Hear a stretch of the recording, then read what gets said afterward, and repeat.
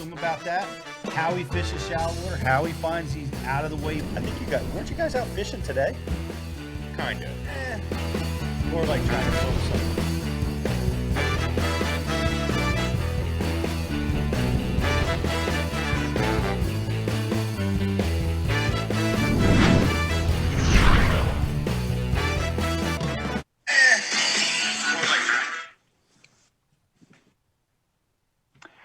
Hey, everybody. Welcome to Bass University Live on Election Day.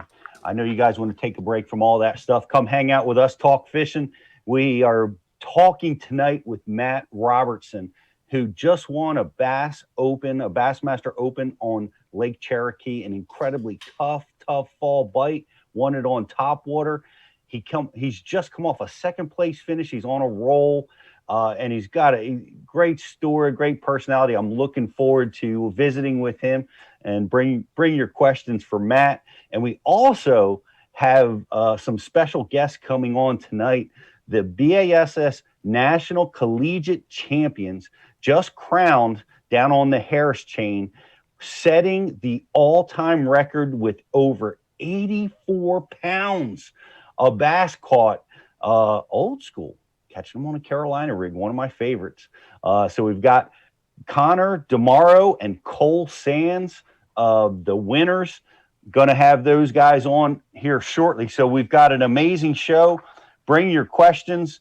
If we use your question on the air, we're going to hook you up with some great stuff at Bass University, like we always do. And I see a fresh face coming in the co-host seat. We've got professional fish head Justin Kimmel, program manager over here at Bass University, and he's remote. He's filming this week, and it's good to have you in the co-host seat, JK. Hey, thanks, Pete. I'm just glad to be down the line in the chain behind pretty great co-host names. So happy to be here. Excited about tonight's topic. You know, Matt Robertson, we saw him get second place, and he makes a crucial change on the last day. That's exciting to talk about. And then something I get made fun of all the time, and you hear pros down talk it. You know it, that Carolina rig, man. I love it. Get made fun of by my team partner all the time for throwing it. Well, really cool that guys went out and busted some pretty heavy sacks on it, and excited to learn something from those kids. Man, it was, I love it too. And we've got some great Carolina rig content. Myself, Peter T, Carolina rig content over at bashu.tv. So go check that out. And looking forward to asking these guys questions. It was a great win. And of course, pushing the buttons, getting us up and running. BTC, how are you, man? Hey, what's going on, man? Good. Got everything. Looks like we're off and running here. Very excited for tonight. We got to talk to these guys. We know Matt. I know Matt. Mm-hmm. I'm very, very happy for Matt. It's a huge win for him. Big fan of the guy. I love what he's got going on and what he's been through this year. So I'm super pumped to talk to him. And I got to talk to these kids beforehand, and they're gonna be awesome, man. It's gonna be exciting. Mm-hmm. What they did, how they found a mega school, but how they went about it and everything, to find those fish and to manage them over 3 days, it's awesome. So very excited for tonight. I am too. And Matt won out of a Walmart bag, going George Cochran style. I love that. And I look forward to it as well. And Riz, I know you've been out on the water. You're running and gunning for us, but you're going to be handling the IMs and a lot more. How are you? I am doing great, Pete. Excited for another Bass University Live. Talking to some amazing anglers on the show tonight. Matt Robertson, Connor DeMauro, and Cole Sands. I'm excited to hear how these guys did it and learn a little bit of the X's and O's of how they got the job done. I don't know how to catch 84 pounds in 3 days. That's truly amazing. Nobody has ever caught 84 pounds in 3 days before on the Bassmaster side of things. I don't know about other tournament trails, but that's quite a heavy load. So I'm looking forward to it as well. And guys, always, get through to Riz, get your IM question to them. If we use it on the air, we're going to be hooking you up with some cool prizes. Rich, why don't you let everybody know what they have available to them? Yeah, Pete. Tonight we're giving away some awesome gifts. Our Facebook like and share tonight is going to be a TH Marine prize pack valued at over $50. And guys, so if you're watching over on Facebook and you want a chance to win something, make sure you like and share tonight's feed. That'll enter you into a chance to win a TH Marine prize pack. Valued right at around $50. Now, also, we have a grand prize that we're going to be giving away at the end of the show, and we're going old school on this one. We are going to ask a question at the end of the show that is related to one of the topics that we talked about tonight. So make sure you're paying attention throughout the show tonight. Get your pencil sharp and take some notes, because we're gonna have a grand prize at the end that is valued at almost $100. That includes some swim baits, because we got Matt Robertson on. He's a big swim bait guy. It's going to have some top waters in it, like the baits that he won on, and plenty of other Rapala, Missile, VMC products in there as well. So make sure you're on the message board with us tonight. If you're not already a Bash U TV subscriber, now is a great opportunity to get signed up. 30 days for free. Use the code BULive30. That gives you unlimited access to over 700 of the best instructional bass fishing videos on the internet, and you can interact on the message board with me during tonight's show. So use code BULive30, take advantage of that great deal, get signed up. And Rich is going to be selecting one of the IMs to maybe Skype in with us tonight. That is right. So we look forward to that. We want to do that in every show. We want to have a Bass U subscriber. We want to talk to you guys. We appreciate you so much for being part of the program. Shout out to 5 Alive Bassmasters, who we work with Bass University and that group. They ran an amazing tournament trail, and I participated in it this week and didn't do so well myself, but it was great seeing all the guys, seeing all the Bass University logos out there.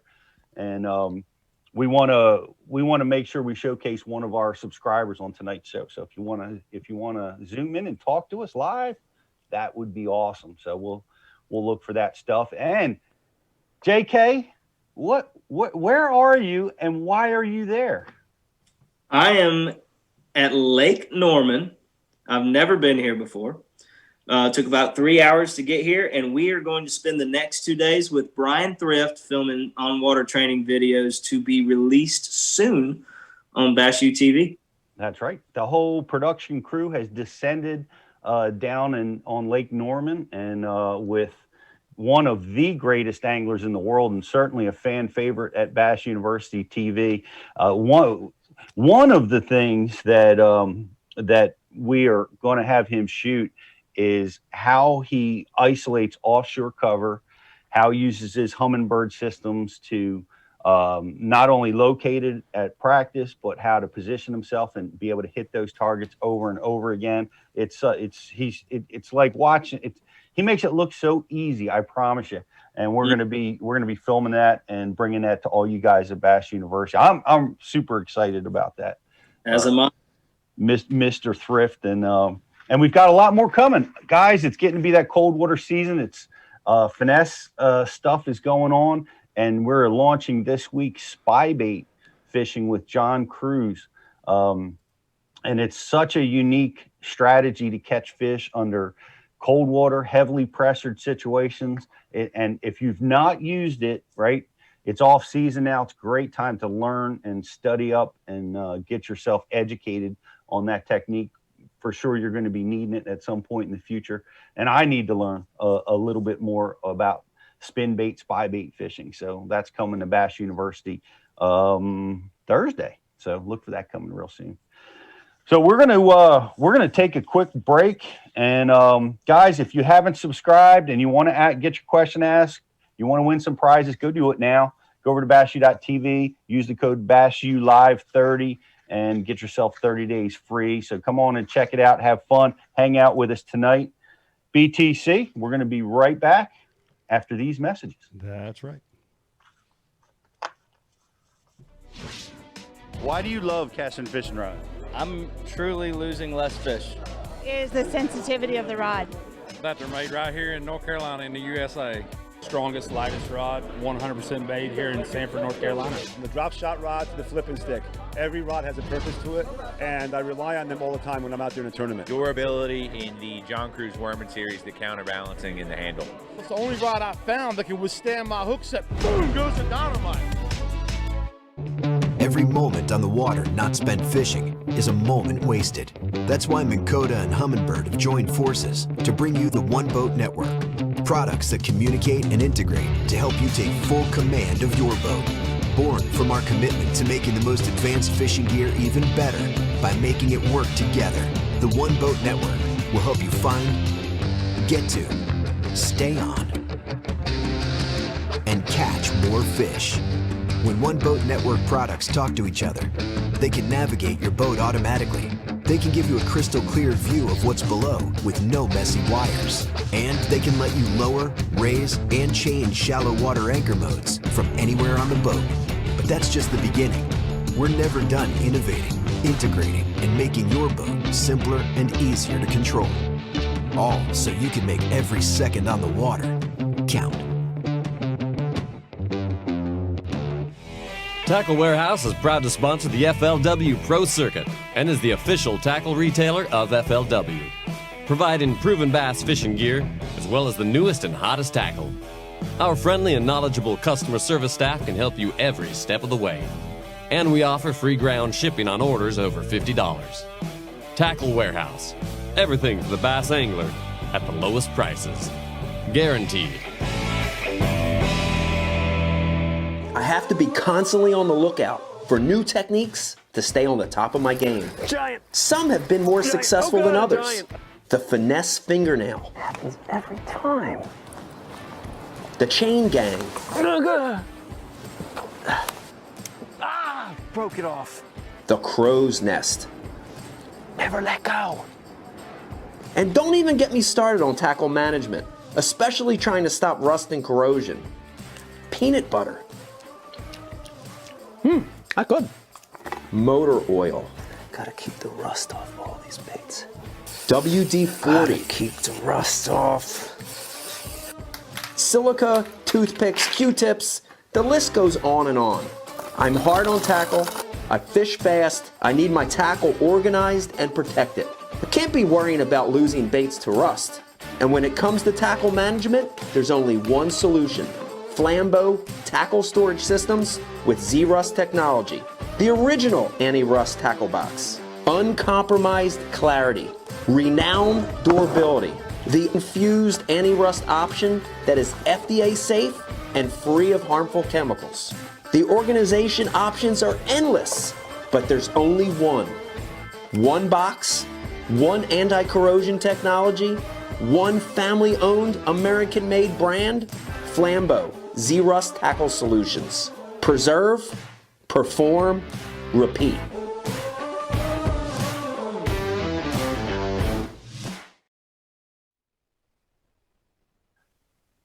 Hey everybody, welcome back to Bass University Live.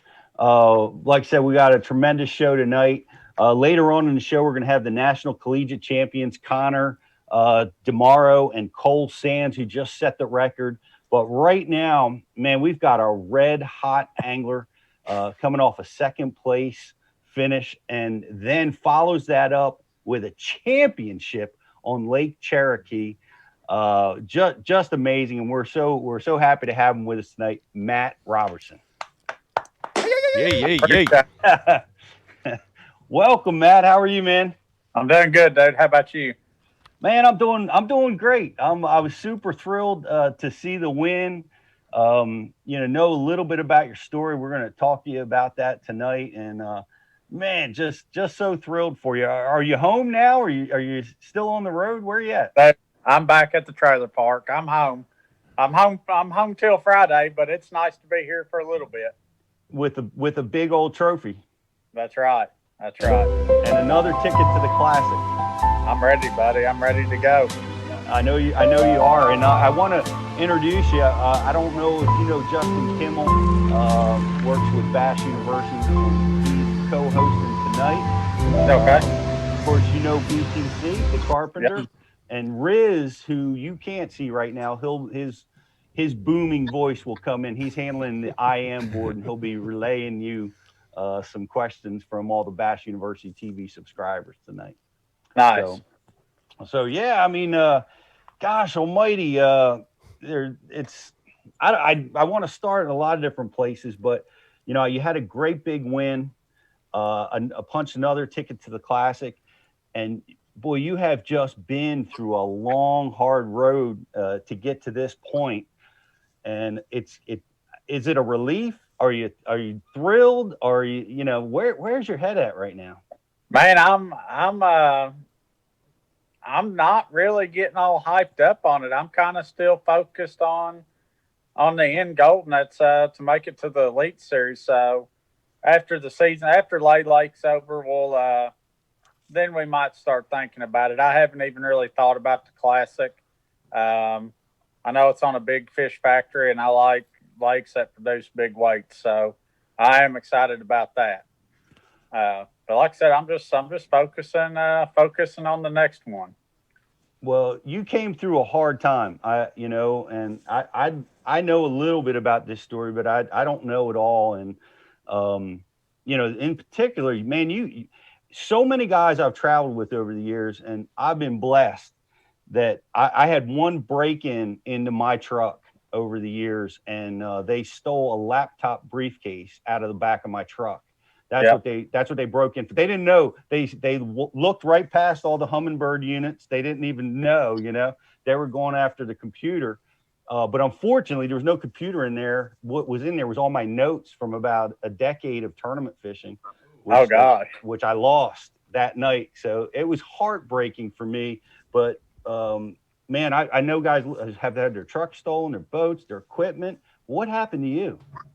Man, I was down in Lufkin, Texas at Sam Rayburn, and my wife dumped me in and went to Walmart, and a guy broke into the back of my truck and stole every piece of fishing equipment I owned except for what was in my boat. And I just keep, a little bit of this and a little bit of that in the boat for practicing, trying to figure stuff out. And they stole everything I owned, literally. But it was a little over $20,000 worth of stuff. Oh my gosh! It was. Yeah, what? I mean, that was in a tournament situation. What in the world did you do? Yeah, dude, that was 2 nights before the Open started. That was on a Tuesday night. The Open started Thursday, and dude, I kind of didn't know what to do. I panicked. I ran to Walmart, met the cops there, dealt with that. I had made a Facebook post, and some people reached out to me, some anglers, a local tackle shop down there, the Tackle Addict. They really helped me out. A guy named Ivan Bach gave me a gift card to the Tackle Addict that he'd won, and those guys, I kind of just scraped up what I needed for that tournament and went on about my business. Wow. Yeah. That's really a tough one, and I heard a lot of people stepped you up, and shout out to Tackle Addict for helping out, and did any I heard you mention on stage that other people chipped in, or what did you see from the other angling community? Dude, it was pretty surreal. All kinds of anglers. Every angler I ran into at the gas station, they were like, "Hey, dude, if you need anything in my boat or any tackle, anything, any rods, reels, you just let me know. I got it." People I never even talked to, and I can't thank everybody enough. I don't like taking no free handouts. I took that gift card from Ivan Bach, and I didn't use the whole thing. I used part of it. I felt guilty about it, but man, I really appreciated it. I bet. I mean, it's amazing community out there, and I've seen that before. I've seen guys hand out rods and reels, and man, I hate that it happens, but it does happen from time to time, and it's great community that group of fishermen that we travel with. It is. So, and you're part of it. You're on a wild ride. I know your story, it makes me think of Jamie Hartman. Jamie Yeah. Hart just sold everything, cashed it in, and he went for it. Man, that sounds. Were you inspired by that, or what? What's your journey looking like? Dude, I'll be honest with you. I've worked from the bottom all the way up my whole life. I'm used to stuff tearing up on me. I mean, I haven't had it, after that. I was on my way to Lake Hartwell. My boat trailer got hit by a semi, broke an axle. C&O Marine just happened to have a Triton trailer, and they, 8 o'clock the next morning, he took my boat off, set it on the new trailer, and told me to go. Don't worry about nothing. And then I get to Hartwell, my brakes are going out on me. It cost me $950 more bucks.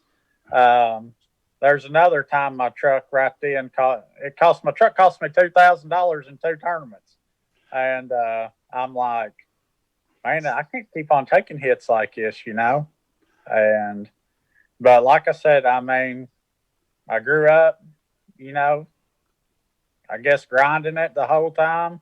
And I guess it's kind of just bred in me just to keep on going. You know what I mean? You got it. You got to. I mean, well, what you've done is amazing because something has dramatically changed. All the last 2 weeks, you've just exploded onto the scene. Talk to me about how did you get there? How did you pull that off? What's different? What'd you do? Man, I gotta tell you, the last 2 tournaments were the 2 I was most worried about out of all of them. I had never been on Neely Henry. I didn't really know what to expect. Once I got there, I got to tell you, I picked up $50 worth of baits at Walmart because I grew up fishing a little river here at home called Green River, and it's identical to Neely Henry. I fished it 4 or 5 days a week growing up.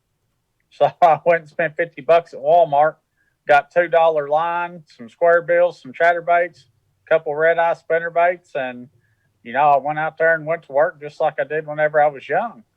And man, I don't know. I've just been fishing more free. You know what I mean? I don't second guess myself at all. Used to, and even earlier in the year, I'd be like, man, should I run back over here? Should I run back over there? Should I, go? You know what I'm saying? You're a tournament fisherman, and I'm making decisions, and I don't even think about it. I'm just like, all right, let's roll. It's gonna call. Cards are gonna fall how they do. Yeah. Is that more of like a gut feeling that you're following fish the moment, or are you like trusting your practice with what you've seen and sticking with a program? Like, which is it? So I'm going to be honest with you. You're going to think I'm crazy, but I call it winging it. And I'm just fishing the moment, man. Going with your gut at the moment. Both tournaments, Cherokee and Neely Henry, I fished other than the first 2 days at Cherokee. The final day, I caught all my fish in new water that I hadn't caught a fish in. At Neely Henry, I caught fish every day on new water, and that's fall fishing too. You just gotta you can't get too dialed in. You really gotta have that open mind and not be scared to expand, try new, if anything, new areas. Wow, and it's hard to do. I mean, it's easy to say, right? Easy to say. It's because you get pigeonholed, and I practiced there and got a bite, or everybody has a tendency to fish in a tournament where they practice. It's very difficult to fish open like that. It is, and man, I think that's part of my success the last couple of tournaments is being able to do that. Now you talk about, and I heard you say you had a dream, and yeah. I read this story on Bassmasters, and I know it sounds crazy, Pete. Well, it doesn't. It seems like that it was a monumental force in helping you clear your mind. Yeah, I'm not, like I said, I'm not a real religious person or anything, but I do believe in in signs, omens, and all that stuff. It's just I believe the world works like that. And it was about 3 or 4 weeks ago. I had this dream that I'd won Neely Henry, and it brought this calmness over me. Like I don't hardly ever spin out in the tournament or anything, but it brought this inside feeling that it's going to sound stupid and insane, but that no matter what I did, it wasn't going to be wrong. It was going to be, no matter the choices I made, they were going to be right. And I've never fished. It's kind of scary because I've never fished like that, Mm-hmm. and I don't know where that's where it came from. I just got this security in me as far as my decision making goes. Man, that's what a treat to have that because if you fish tournaments long enough, you've experienced like moments of like clarity where all right, well we have that for a short period of time, and it's fleeting, and but you've entered this phase where you've had 2 weeks in a row where you just seem to be in the zone the whole time. Yeah, I've never. I've had a lot of local success and whatnot, and I've never. It kind of scares myself how the mindset I'm in. Cause it's not really. It doesn't really scare myself, but it's just. I feel like I'm on this next level that I didn't know I had mentally. You know what I mean? I thought I was pretty sound mentally, and then all of a sudden, here's this next level of mentality. Man, it's great. And when I won the first time, what I did is I wrote down everything that I felt and thought went during practice and during that tournament, so that I could try to wrap my arms around that process.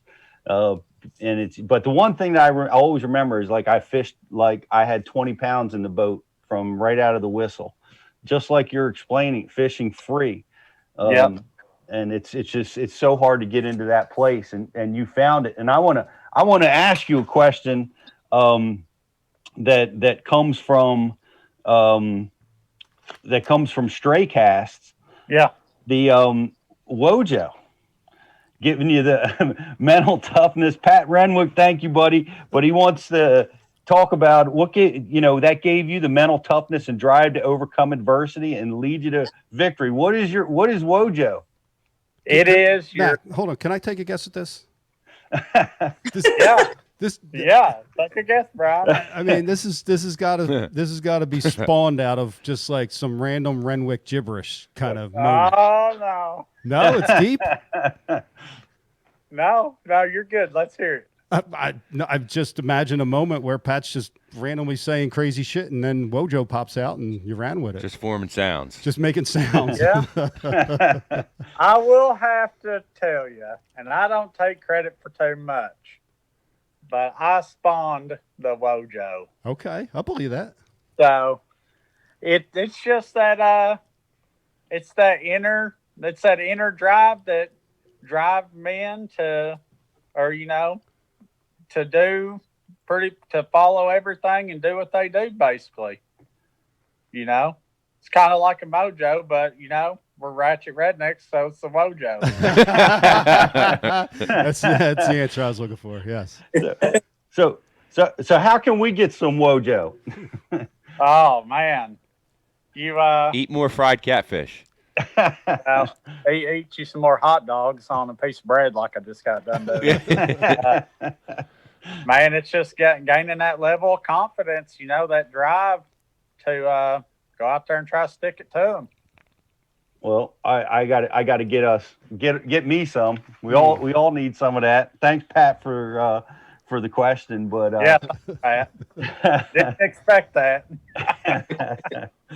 Well, now that you've got this win and you've punched your ticket to the Classic, you've got a little Classic experience under your belt. What kind of crown or jacket are you going to be wearing this year at the Classic?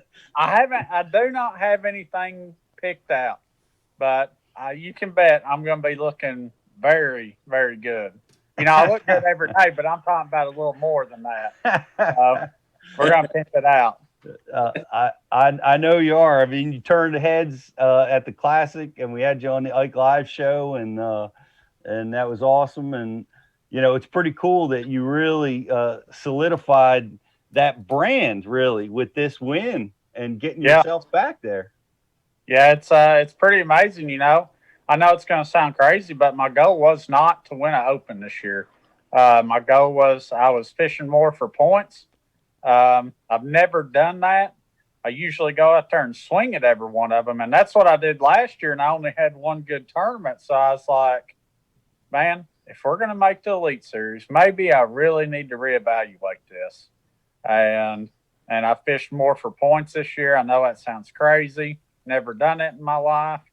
I believe I gave up a good opportunity to win at Sam Rayburn doing that. Kind of regret it, but nonetheless, circumstances, everything worked out how it's supposed to. But yeah, dude, I'm ready to get back to the Classic, and your first Classic, you don't really know what to expect. Now I know what to expect. I know the busyness. I know the schedule. Mm-hmm. One thing I wasn't prepared for at the Classic was how busy you are, and I'll be prepared for everything this time. Yeah, that's true. I mean, they've got you running from dinners to press meetings, interviews. Yep. You get like 10 minutes to prepare tackle in your boat. You see, one day I saw a 6-hour time slot. I was like, man, we get a half a day. And no, we didn't get a half a day. Everything ran over, man. So, right. Yeah. Right. It's busy. Well, that's good that you have that experience. I know it's like a deer in the headlights a lot of times when guys get there for the first time. So second time's a charm, I hope. And you branded something that's pretty cool, and you're wearing that hat right now. Yeah. Tell me, you got Wojo, you got On 'em, you got all these things going on. Tell me what On 'em is and where'd that all come from? Man, I wished I had some good story for you for the On 'em hat. It actually originally wasn't my idea. A couple of my buddies was down here at Kentucky Lake for the tour event, and they were staying at a trailer here in the trailer park. And I seen one of them had it on their dash in their truck. Like I said, it's the worst story ever. And I was like, hey, dude, where'd you get that hat? And he's like, oh, we just, we made 6 of them just as a joke. I said, dude, I need one of those. He's like, you ain't going to wear that. I said, yeah, I will. He's like, well, here, you can have it. So I took it, went and won the next 6 tournaments in it. and then I went to the team trail, qualified for the Classic, and me and that boy was, kind of partners in it for a little while, and I bought him out, and just kind of rolling with it ever since, dude. I wish there was some magnificent story I could tell you, but it's not. That was pretty magnificent, dude. Yeah. Yeah, I mean, you wore the hat, and then you ran through 6 tournaments in a row. Yeah. I mean, that's just pretty sick. On Kentucky Lake too. Yeah, that's magnificent. And it looks like you partnered up with another mullet sporting dude with this brand. I see Seth wearing this hat from time to time. Yeah, me and Seth kind of hit it off, become good friends. I really value his friendship, and I didn't even ask him to wear the hat. I give him one, and next thing you know, I see it on Bassmaster. I'm like, dang, dude. Yeah, he's on Cayuga flipping 5s, wearing your hat. Yeah, I'm like, man. I texted him. I said, dude, I appreciate it. So, you don't have to wear it. He said, I just like the hat, dude. I said, well, dude, I appreciate it. Matt, so we got some people on the message board asking, where can they buy your hats? You can go to omniafishing.com or onamfishing.com. Cool. Outstanding. I was checking it out. I went there and I saw Seth wearing the hat, looking sharp. And I think I'm going to have to get a couple of those. Is that the original hat you're wearing right now? No, the original hat has green stitching on it, black, white with green stitching. I had one that I wore. It was a couple years old. It was almost one of the originals. And JP, he's on Straycast. We did a little giveaway, and he was dying for the hat. Like, it was nasty. And so we just gave it to him. He probably wears it too. Dude, he sleeps with that at night. It's his teddy bear. Yep, he That's his sleeps whoopee. with it, I promise. Yep. Hey, it just went up in value after this win. He did good with that hat. That's great. Yeah. Riz, I wanna throw some questions from the Bass University subscriber crowd. What do you got over there? Outstanding. We have a lot of people checking in with us on the message board tonight. I appreciate everybody that's on over there with us. The first question is going to come from Caesar Casanova, and he wants to know, Matt, what is the biggest challenge that an angler faces while fishing a Bassmaster Open? Oh, man, the biggest challenge while fishing an open. Man, pretty much, I think it wasn't really as big of a challenge for me, but I think for the majority of people, it's getting past the competitors that you're fishing against. Because whenever you go up there and you look around, you see guys like Brian Latimer, Patrick Walters. You see all of them are real professional competitive fishermen, and that's pretty intimidating. And I think that's hard for a lot of people to get past, that they're fishing against everybody fishing the Open's a real deal, I think the Opens, honestly, are one of the toughest tournaments to win for a couple reasons. What you just said, but then you have all the local hammers that are jumping in those tournaments, and then you add a 200-man field, which is a giant field to overcome, because you may find two patterns in two different areas of the lake. You're going to lose half of that just because there's so many other competitors in the tournament. That's exactly right. That's a lot of people. So it's hard to win a 200 boat derby. I mean, anywhere, even on your local pond, it's hard to win a 200 boat derby, much less going up against the best in the world. Along with all the local hammers, like you said. It's incredibly difficult, accomplishment, which makes it all that more powerful, that you did. Man, you almost did it 2 weeks in a row. Oh, no, dude. It's incredible. Yeah. Well, tell me about the X's and O's. I saw something really cool. I mean, we're Bass University. We like to dive into some techniques a little bit, a lot, really. That's what we do. And I saw some topwater action going on the last day. I don't know if you did that the whole week, or how did you go about winning this tournament? Man, the first 2 days, on Wednesday before the tournament, we only get to fish a half a day. And at 10 o'clock, I idled over this hump and saw a couple and caught a 15-inch largemouth. And I thought, well, I'll stop here and try to catch a keeper. Well, about 9 o'clock the first morning, I stopped there, catch a keeper, catch another one, catch a couple 3-pounders. I'm like, I ended up staying there all day and catching 14.5 pounds. Didn't even realize what I'd found, And so I'm like, I ain't got nothing else. I'll go there all day the next day. And caught 14 pounds off of it. And I was catching all those on the first day I caught them all on a Strike King Ned Ocho, just a little Ned rig without cast tackle head. I think it's a 1/4 ounce head. It's the heaviest one they make. And is that the weedless one, Matt? No, I was throwing the exposed hook one. Okay. Yeah, just an exposed hook. And there were about 30, 40 boulders down there.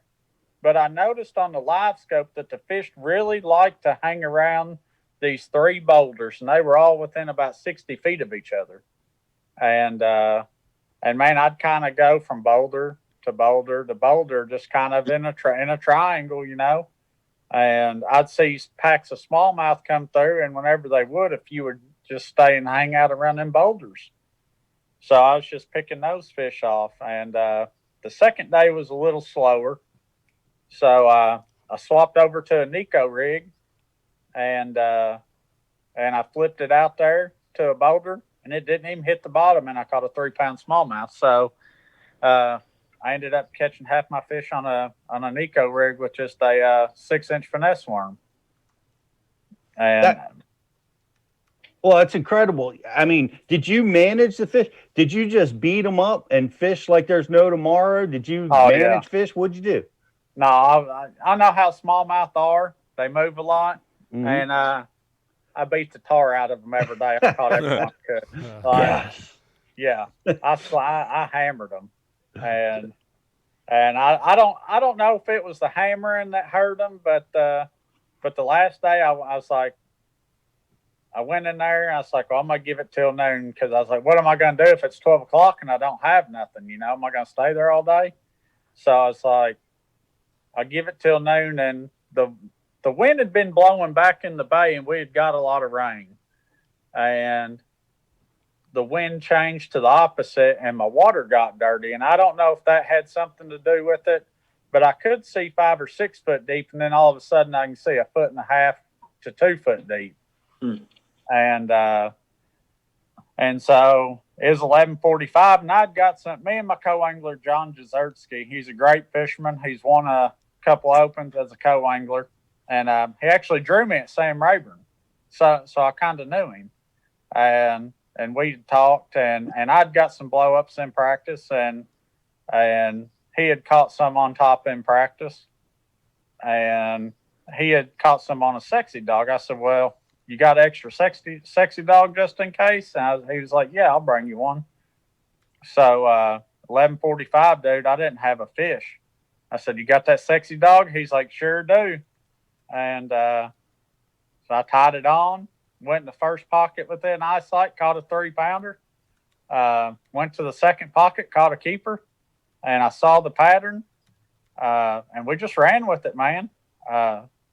We tried a couple smallmouth spots with some boulders where he had caught a few in practice, and didn't really catch a whole lot. So we went running the pocket pattern, and dude, we was running and gunning. I had the trolling motor on 10. We'd fly through there, pull it up, and go to the next one. Dude, that's how I fish. I'm not usually a set on one spot kind of guy. I like to run and gun, and that's what we did, dude. Threw that sexy dog, and got 6 bites and caught 5 of them. Wow, that's a tremendous adjustment.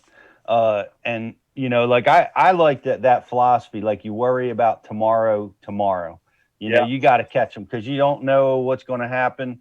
Wind will change, move bait around, push fish around, and you save them, and tomorrow they just don't show back up. That's right. You know, but the other thing that was really cool is the momentum that you had and the wherewithal and the confidence to just say, you know what, I'm going to switch gears here, and we're going to get after it. And that momentum and good decision making carried you through. Yeah, you know, I'll be honest with you. I mean, to me, it takes a pretty big set to, you know, make a decision like that in a situation, in a tournament like that, just to pull the plug and go do something totally different. But like I said, dude, I know it sounds crazy, but ever since that dream 3 or 4 weeks ago, I've been rolling with my gut like no other. And dude, I'm telling you, I think if more people listen to their gut, no matter what it is, listen to your gut, even if it's crazy, you know, and it's gonna work. Brian's gut tells him to throw a Senko all day. I think my gut gets me in trouble sometimes. I try not to listen to that. So, Matt, I got a question, man. I no doubt that moment on the last day was the winning decision. I think you made a lot of winning decisions, and the one that's sticking out to me that I want to ask you about is day 2, because you're on the same fish, and you didn't realize what you found. And I've talked to a lot of people. I knew a ton of guys fishing the BFL Regional before that event, a ton of guys fishing the Bassmaster Open. They all said one thing, that Lake Cherokee this month was the absolute toughest fishing lake they'd ever seen in their life. Like, just trying to grind out one keeper was too big of an ask for a lot of guys. And so you found this one spot. Obviously, you got one bite, and it was enough to bring you to the spot. It's loaded with these wolf packs. You kind of figure it out, rotate these boulders, and you're on the Ned rig. Yep. There's something. Did you switch to the Nico on day 2? Obviously, because they wouldn't bite the net. Were you watching them? Were they not relating to it? And you just tried a bunch of baits and it ended up being the Nico, or was the Nico your first call for a specific reason? Well, in practice, I tried a drop shot quite a bit, and I dropped on so many fish. I was like, man, I'm done dropping on them with a drop shot. But I could see them on the live scope down there. And I could see them they would kind of swim around the boulder, and there'd be 2 or 3 of them. They'd ease off. And I know my Ned was just sitting there, and I'm shaking it, and they're just they kind of stopped paying attention to it. And I was like, man, a Nico rig is a fish catcher, it gets you bites. So I pulled out a worm. I don't even know what size nail it was. I've had these nail weights in my box for probably ever since they come out, probably 6-7 years ago. And I've never used them. And I rammed it up in this worm and wacky rigged it and pitched it out there, and it didn't even hit the bottom. And I caught a 3-pounder. I was like, ooh, all right, whatever. So you weren't counting the number of silver flakes in your worm and the color combination? It's the first one I grabbed out of the box, man. I love that. All hit it on the fall? Dude, it may hit the bottom. I'm going to say it hit the bottom because it took a little while for it to get down there, Yeah. I picked up and she was heavy. I was going to start shaking it. It was heavy, and I had the drag set real light. I ain't used to using spinning rods, guys. So, and I was throwing 6-pound test, and I had talked to my partner, the night before, and he was like, "What size line you throwing?" He's like 10 or 12. I said, "No, I'm throwing 6." He's like, "Oh God," he said, "You're gonna break everything off." So I had to loosen my drag up real loose. So whenever I set the hook, it stripped, so I didn't break every one of them off. That's awesome. That's terrific. And guys, if you're watching at home and you're not subscribed to Bass University TV, go over to bassu.tv and get yourself subscribed. And you'll have a chance to ask questions to Matt and win some prizes here on the show. And I want to throw it back over to Riz and one of our Bass U subscribers. What do you got, Riz? That's right. Grattan Fishing would like to know, Matt, how did you practice? Did you spend more time graphing, looking for these boulders, or did you spend more time with a rod in your hand? Man, I'm an offshore guy, and I know they catch them offshore on Cherokee. So I spent a lot of time graphing. At first I was looking for brush piles. I'd caught a couple off brush piles, and then I stumbled on a few rock places, and man, I spent probably half my practice idling, or maybe a little more than that idling. I did that, and fall time's always top water time, so I alternated between top water and idling, trying to drop on them, trying to catch them deep. Tell me about this magic spot. Like, was it in the river? Was it main lake? Was it a cove oriented hump? Where was it positioned? It was in a big creek. I think they call it Rocky Creek. I didn't even know the name of it, but I think I heard somebody say it's called Rocky Creek. And what it is, at Cherokee, you have these deep guts that run up in the bays and every arm. And what really stood out to me was it was one of those deep guts that was, 30 to 40 foot. And where it came to a head and started to come up, that hump was sitting right in the center of it. So it was that one, instead of just keep on tapering it, tapering up to the bank, it was a deep gully that, came up on that hump, and it was about 19 foot deep on top. 19 feet on top. Yep. Man, what a tremendous find. I can't imagine, you found one mark. And gold mine. What was that? I hit gold. It was a gold mine. It was absolute gold mine. It was the winning area, man. That's tremendous.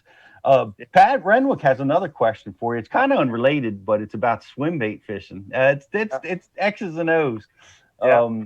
But he said you have an awesome rule when fishing swim baits. What's that rule? It's the 2 seconds above the bottom. It's whenever you're swim baiting, unless you're fishing suspended fish, like 99% of the time, if you are swim bait fishing, you cast it out there, you let it hit the bottom, and you start reeling it. And at any time you stop the bait, it should be within 2 seconds of the bottom. It's a 2-second rule. Like you say, you're reeling it halfway in. If you want to know you're in the right spot, stop it. 1,000, 2, 1,000, and it should hit. If it's longer than that, slow it up a little. If it's less than that, speed it up some. You got to keep it tracking bottom. Yeah. Great rule. 2 seconds at the bottom. Soft body swim baits? Do what? Soft body swim baits? Yeah, that's soft body swim baits, Yeah. you know. Hey, Riz, I want to give away some more prizes. What do you got in the queue? Sounds good. On the queue, we have BTC's creepy thumbnail wants to know: is this open win more rewarding after all of the adversity that you went through this year? Man, I'll be honest with you. Like I said, I'm used to eating the dirt and going through all the crap. But yeah, I gotta say it feels good, man. It is. It's a lot more rewarding because of all the adversity I've had to go through. Damn right, man. Yeah. Well earned. Yeah, I mean, it was well earned. It was amazing because to be able to keep your head together, to just, that's where a lot of guys break down. I mean, there's so much more to tournament fishing than just going out there. It's mental, it's emotional, it's financial. You got to overcome disasters. There's so much to it. I feel like it was a Rocky movie, In every fight, Rocky's getting a crap beat out of him, and by the Russian or somebody, and then at the very end, he comes back and wins. So, yeah, I had the crap beat out of me for a long time, and finally, come back and won one. Look at you now. I love it. Good for you. I love it. Kind of reminds me of Rich's season. He'll get a win, and then his boat breaks on the way home. Yep. All year long. Don't worry, I know the feeling. Yeah. Never give up. I know that feeling, and you've got the classic ticket punched. What's next for you? You've got quite a few tournaments left to fish this year. Yeah, man, I got next week. I leave Friday to go to the Bass Nation National Championship on Pickwick. You're Lake. everything. Yeah, dude. I want to make it, and probably one of the best ways, the cheapest ways. A lot of guys don't go through the federation, man. Mm-hmm. It's the best way to make it, and it's the cheapest way to make it. And so, man, I'm gonna tell you guys, if you ain't fishing the federation, get in your state federation. Next week, I'm fishing against 52 guys. 3 of them the top 3 go to the Classic. And first place also qualifies for the Elite Series, and they take care of the majority of your entry fees. Yes. Good you ain't night. getting with the opens or anything else, Wow. Get it. That's why I'm a big advocate of the Bass Nation. Yeah. I'm with you there. That's where I started fishing, and I know Ike did. A lot of us did, and it's so awesome to see the Are you fishing in the Kentucky? Are you a Kentucky club, or how are you participating? Yeah, I'm participating through the Kentucky Bass Nation. What's the name of your club, Matt? It's the Bluegrass Club. Cool. Right on. Man, I want to be in the Bluegrass Club. And he qualified for the for his first Classic through the Nation Team Trail. Yep. Yeah, we had a couple buddies of ours that made it down to Kentucky Lake for what event was that? They were Johnny and Nate. Yeah. That was a USA Bassin event. Oh, that wasn't the Nation Team Trail? No. Oh, never mind. So we did have our good buddy and friend of the show, Keith Cowan, fished in the national event with you this past year at Hartwell. Was it last year at Hartwell? Yeah, it was at Hartwell. Yeah. And Keith actually has a question. He wants you to talk about the guy on day 3 that was on your spot. Yeah, so That guy. I'm used to fishing Kentucky Lake, so it is what it is. You deal with it all the time. I rolled up there, and I was like, dude, I'm fishing the Bass Open. This is all I got. He's like, well, I'm fishing for $10,000. I was like, well, I guess it looks like we're both just gonna sit here. So I got up, dropped the trolling motor, and started fishing. And he stuck around till the camera boat got there. I guess he was all right with being a dick for a while, but he wasn't going to be in front of the camera, So, but I appreciated him leaving. He could have stuck around. Not that it made a difference. I mean, Yeah. probably in his after seeing the results till noon, it was probably in his best interest to leave too. So maybe he did good as well. Huh. Right. Man, what a tough predicament. I mean, that's a bold move to just drop your trolling motor, and a lot of guys might have backed off in that situation. On that Yeah. same note, Matt, I was watching some of the highlights and some of the live, and you were reeling a fish in. Like you caught one, and I think you saw another fish either trailing with it or up there on the bank, and you told your co-angler to. What's that? On the top water, yeah. Yeah, you told your co-angler to catch that fish. You were like, catch him. Like, I thought that was so awesome that you're just like, you're out there in the moment fishing. You got one on, and even though you're competing, you're telling the guy in the back of your boat who's not on your team to catch that fish. Yeah. Yeah, I'm gonna tell you something. I'm not one to have too much pride or anything. I couldn't have won this tournament without John. He gave me that sexy dog. And dude, like, I consider John a real friend, and I'll be honest with you, I didn't even think about it on the water. Whenever I saw it, and twice there was a 3-pounder, another one with each one I caught, and I wanted him to catch one. Good for you. I mean, I don't know what else to really say about it. I was just trying. He helped me out, and I was just trying to help him out the same. That's so cool. Yeah, man, awesome. Yeah. That's Brian, that's why you're in that zone right now, dude. That's why you got the Wojo. Yeah. It's good karma. Yeah, I'm telling you. Yep. My partner Wendell told me I was stupid that night for doing it, but I was like, he ain't got no Wojo either. Yeah. No, he ain't got no Wojo. That's right. Speaking of the Wojo, we got a question from Chuck Fish on the message board, and he wants to know, Matt, what's your mindset, and how do you get back on them when you're in a time period where you're off them? What? So I guess he's basically talking about the final day. Well, like just in general, like, how do you, if you're going through a rough spell where you're not catching them at all, like you're not in a good frame of mind, what do you do to get back in that positive frame?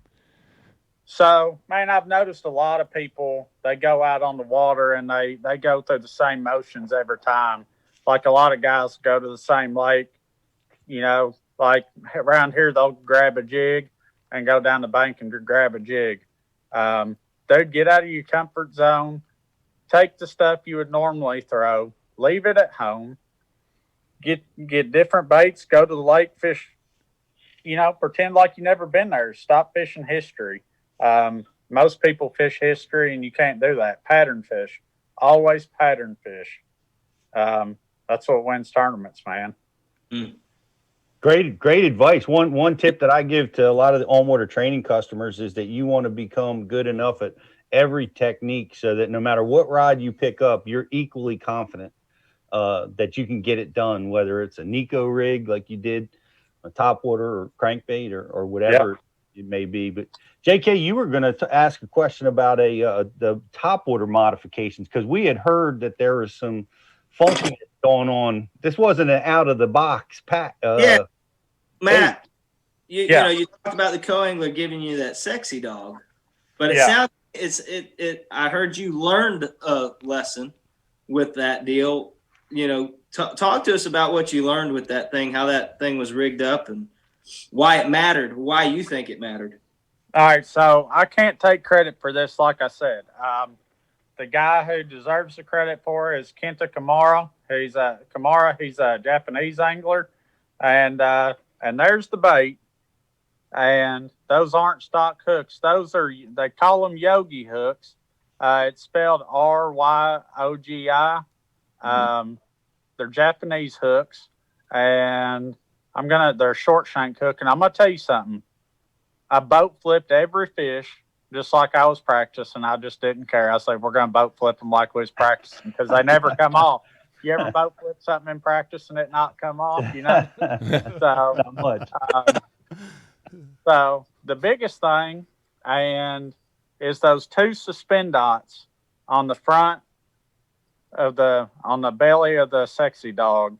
And what this does is this sexy dog, they ride high in the water, you know, on the surface. And what this does, it pulls the belly down in the water and gives it a little different action. It'll throw a little better weight. And another thing I noticed it does is by making it set in the water. Have you ever had a fish hit a top water and blow it out of the water? Sure. It kind of helps prevent that also, you know, because it's setting further down in the water.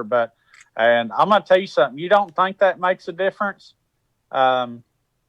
I was throwing this one, and John was throwing one without it, and I could significantly see the difference in how the bait worked. I mean, totally different. Amazing what you can learn on our show. I mean, literally, last Saturday morning, I'm on Hartwell right before cutoff for the All-American practicing, and I came on a school of grown men, and I'm throwing a topwater that sits about like this, right? I got 4 bites. I caught 0 of those fish. Yep. Like, that's just the epiphany right there. That's the lesson right there. I'm telling you. Their face. I've never seen it. And I got to tell you this, it's like John said, the Japanese anglers are more particular about their baits than anybody. And dude, I'll be honest with you. I'm going to try to work it out where I can go fishing with them every, here and there just to, I got a lot of respect for them. Yeah. Maybe try to, learn and whatnot. Maybe try to learn some Japanese. There you go. Yeah. I would love to hear that in that accent. I'm telling you. Say something in Japanese, Matt. Go ahead. I can't even begin. I can barely speak English. Look, that's all I got. I couldn't help notice on that bait you had braided line tied there. Some people love it, some people hate it. Talk to me about using braid. So I'm going to tell you, whenever I'm throwing a walking style bait, really any top water, I throw straight braid, 30-pound braid, and the only bait I don't throw straight braid with is a popper, and I'll throw mono with it. And why is that? Man, you can cast it further. It takes a lot less work to work the bait, a smaller twitch of the rod, a lot easier on your wrist.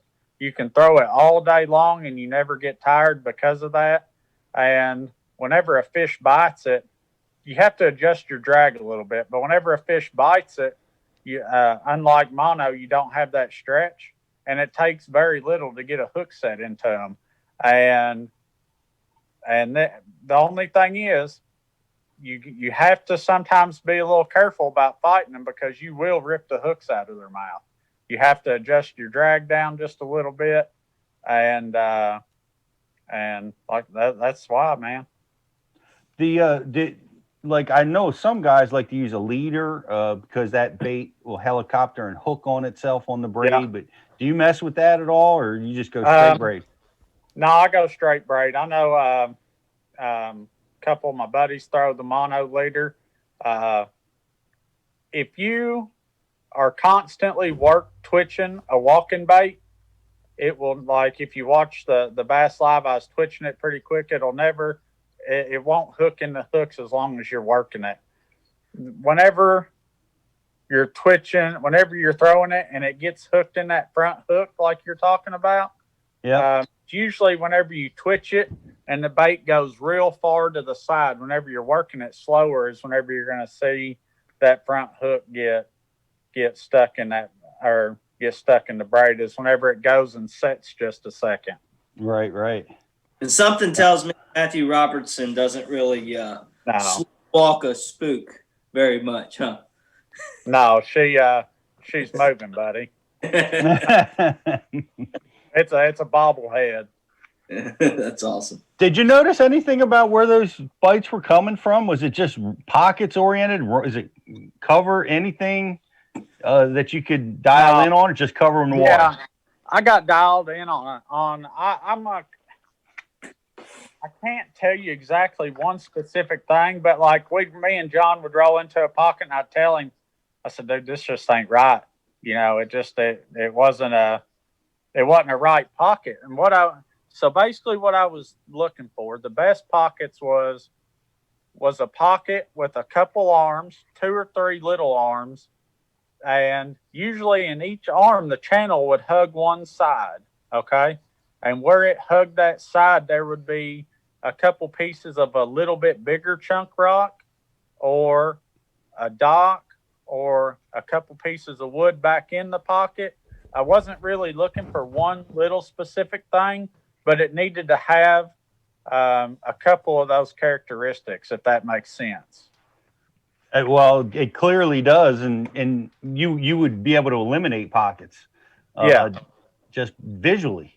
A lot of them were just flat, plain banks and whatnot. And I'm sure some of them had some structure in the water, but I couldn't see that. I was going off of what was more visible above the water and maybe on the bank.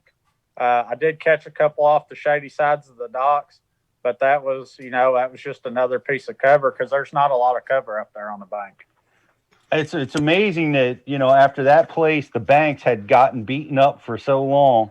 That maybe that was the help, right? Once 190 boats got pulled off the body of water, all of a sudden those bank patterns became, more open to you.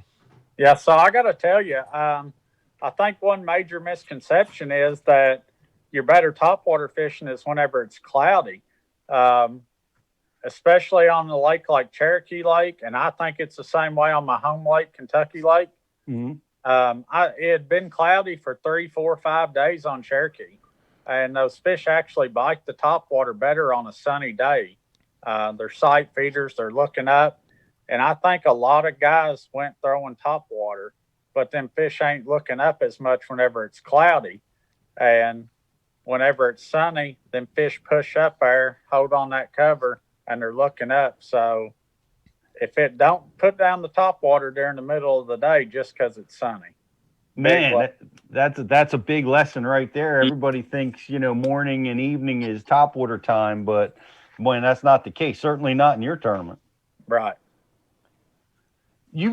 What do you got? You got this national championship coming up. What else are you looking at in your schedule? What are you excited about?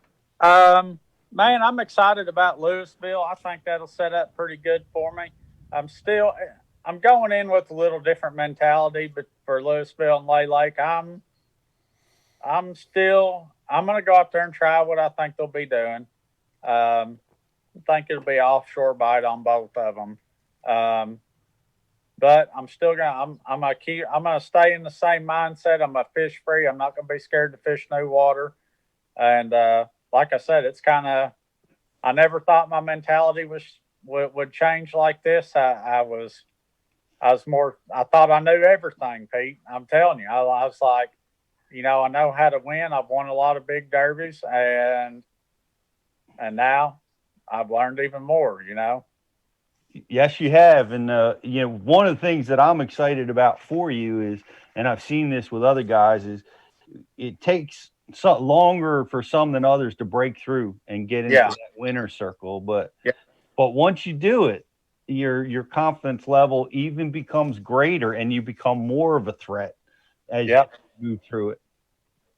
Yeah, I got to agree with you. Breaking the ice is a big deal. There's a lot of great fishermen. I know a couple local ones here that have went and fished the Costas or the Bass Opens, and like their first year they'll have a real bad year. And I've had bad years, for my first year. Last year I consider a bad year. And if you're going to make a run at it, you got to give yourself at least 3 or 4 years, because I don't care who you are, it takes a little adjustment, I think. There's no doubt. Like we said, there's a lot to it, one of which is family support. I mean, Exactly. So many, guys try, and that is really one of the most important things. Yeah, dude, I'm going to tell you, my wife is a saint. I've been gone, dude. I've been home 6 or 7 weeks this whole year. I'm either working down in Tennessee or I'm gone fishing, and without her, if you don't have a good support system at home, I'm going to tell you something. It's going to be rough on you. No doubt, no doubt. I'm glad that you have that, and boy, you really needed it to get through what you went through, and I think you had to go through that to get where you're at right now. Do you have your eyes on the elites right now? Yeah, or that's the goal. The goal is to make it to the elites. And like I said, I'm fishing for points now. Whenever we make it to the elites, then we'll start swinging the bat at them blue trophies, Yeah. That's what I'm talking about. That's what I'm talking about. Where are you sitting? Are you threatening for this? Yeah, in the overall for the 8, I'm in 4th right now. So if I can have a couple good derbs to finish the year out, we're going to be there. Or maybe I can just win next week at Pickwick and seal the deal and just be done with it, not worry about points, Just keep it going. Just keep it That's going. what I'm hoping. So how many more events do you have, Matt? I have 2 more opens. Okay. Yep. Lake and Louisville Lake. So, Matt, I want to ask you about your preparation. So we kind of heard that in practice sometimes you're not fishing, really. Yeah. Talk to me about it. You're going out there without rods on the deck or what? Dude, I do. I'm an offshore guy. I do a lot of idling. 90%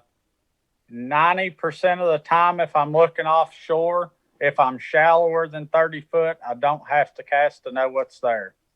I look at my electronics. I know I'll double idle it, check it out. I can see the fish. I don't have to cast to know what's down there.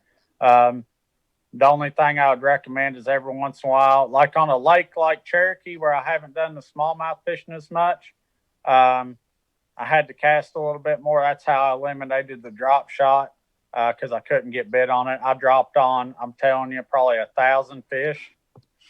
And I probably dropped on 1,000 fish, and dude, I just couldn't get them to bite it. So you got to cast minimally to see what they'll bite.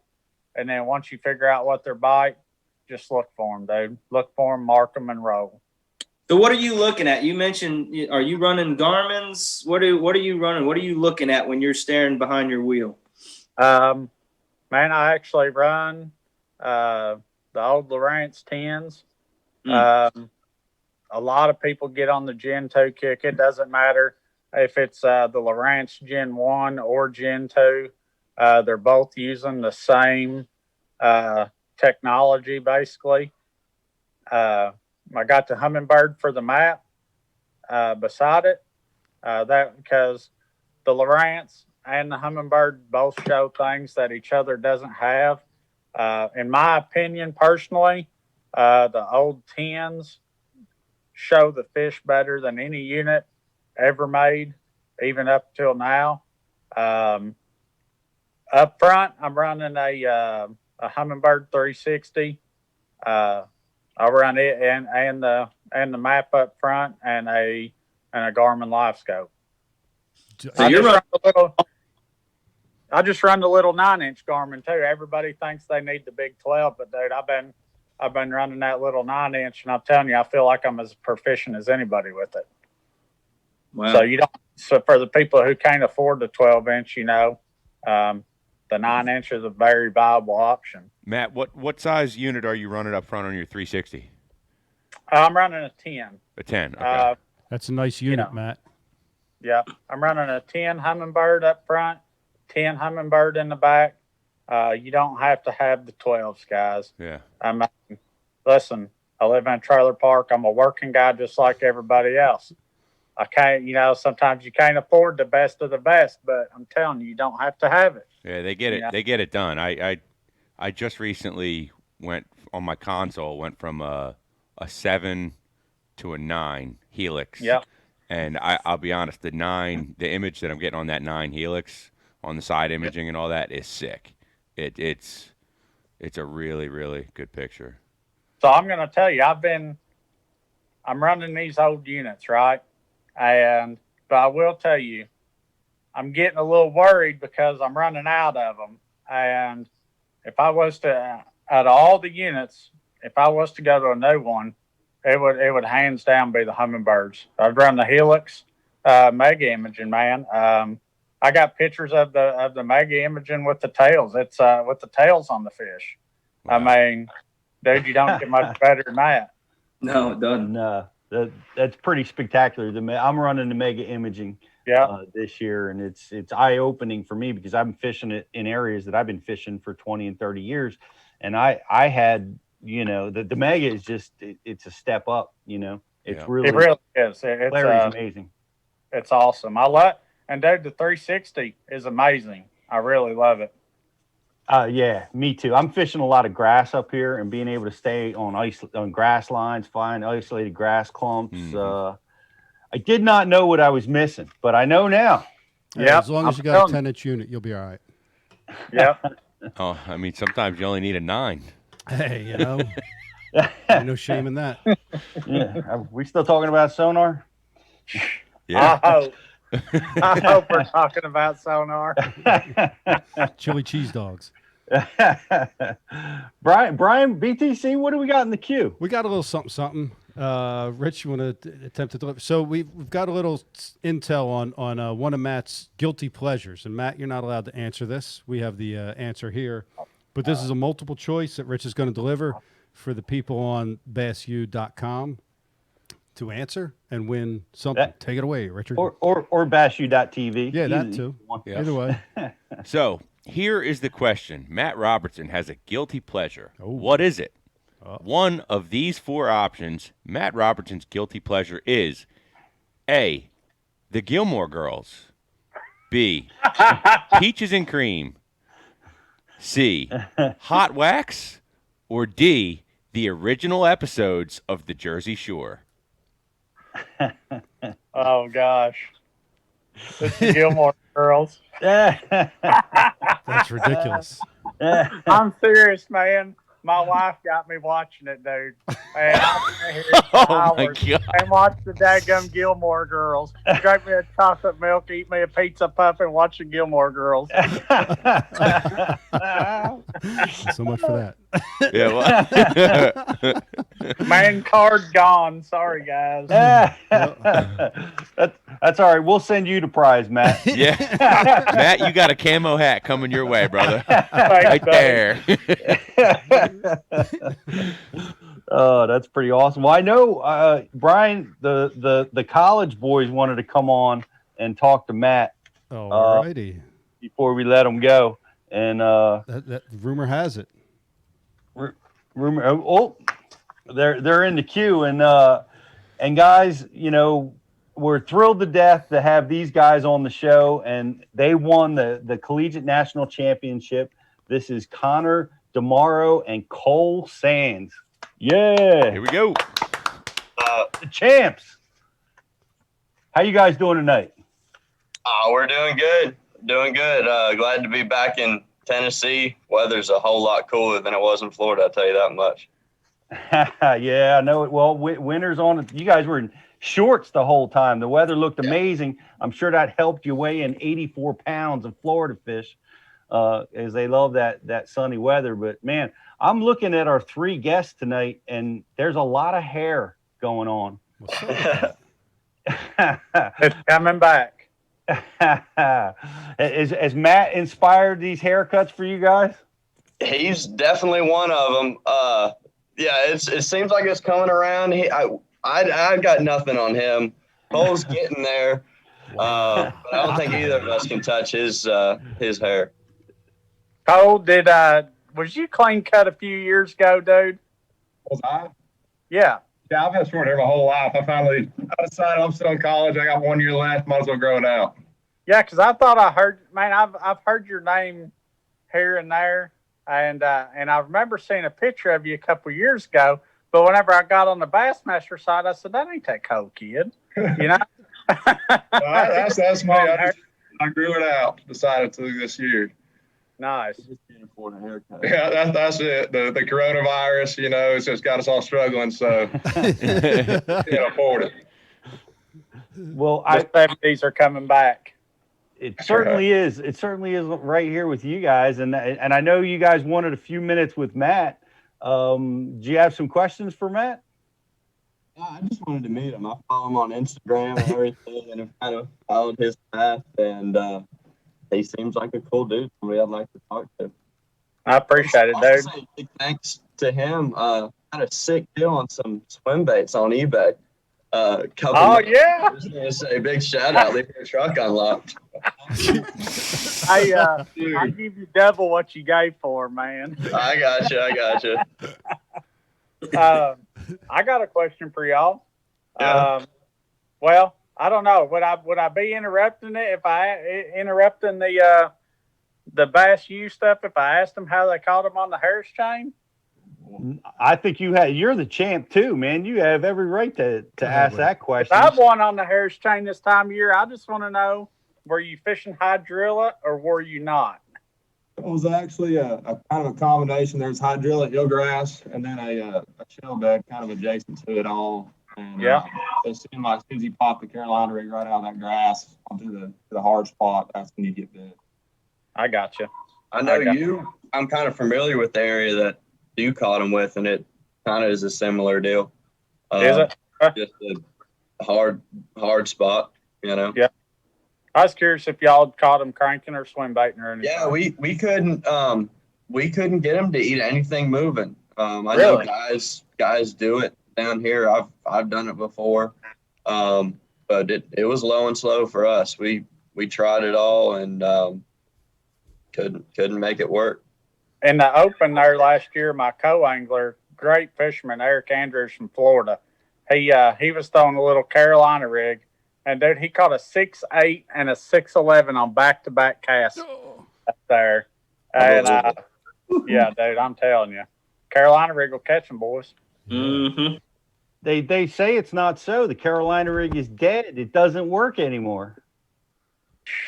It is not, bud. Let him think that. Let him think that. Were you guys throwing a heavy rig, or were you light in the grass? What were you throwing? We were throwing a big one. It was bigger. We didn't see any need in going light. We were throwing 3/4 ounce chunk of lead, and we were only fishing 7-9 foot of water. But with the big lead, you could just get it down there and feel it. Cast it a long ways. We had some wind, so throwing 20-pound leader. There was no finesse about what we were doing. Has it come to grips that you guys have broke the all-time BASS record for 3 days of fishing? Not really, going into the last day, of course we wanted to win, but we had a huge lead. And when we were at the weigh-in scale, we heard that we needed, 28 pounds to beat the 3-day record. And, I felt pretty confident that we won the deal. And just to see the scales line up, that we had 29 pounds and that we beat the record, that was just, that much more fulfilling. And it made that experience that much more awesome. Well, Matt, that record is never, ever going to be beaten. It's never happening. Hats off to the boys, I mean, they're obviously great fishermen, dude. And that's, that's pretty impressive to go out against these other college anglers and catch them like that, dude. That's some serious fishing. Thank you. It was kind of just one of those deals, like you said earlier, the gold mine. We stumbled on an area that they were just there. We didn't really quite know what we had in practice. We made a couple casts, and Cole and I doubled up after sitting there for a little bit. Cole set the hook and stuck his, and it was over 6, and so I didn't see the need in setting the hook on mine. And then we just left. So we didn't really quite know what we were on, but we kind of had a little idea. I didn't sleep very good the night before. I was fired up. But yeah, it was just truly incredible. I mean, we had 3 days that a lot of bass fishermen dream about. So, hell yeah. Yeah. Were you doing like Matt? Were you boat flipping those 6 and 7 pounders? Tell me you were. We're allowed to use a net in the college series, so we use a net when we can. We struggle too much as it is to not to give an advantage. Yeah, well, I mean, that's, obviously you can't flip a fish that magnitude, but that's just incredible. Such a massive weight. What was it, 84 and change you guys had? It was 84-12. 84. That's pretty good, Matt. That's pretty good. That's a pretty good week of fishing. That's very stout, very impressive. Appreciate it. Thank you. Did you have any company in the area? Were you guys, because you were fishing a lake that, I hadn't heard produce that kind, of weight for the Harris chain. Were you by yourselves out there? There was several boats in the area. A lot of them were fishing a lot shallower than us.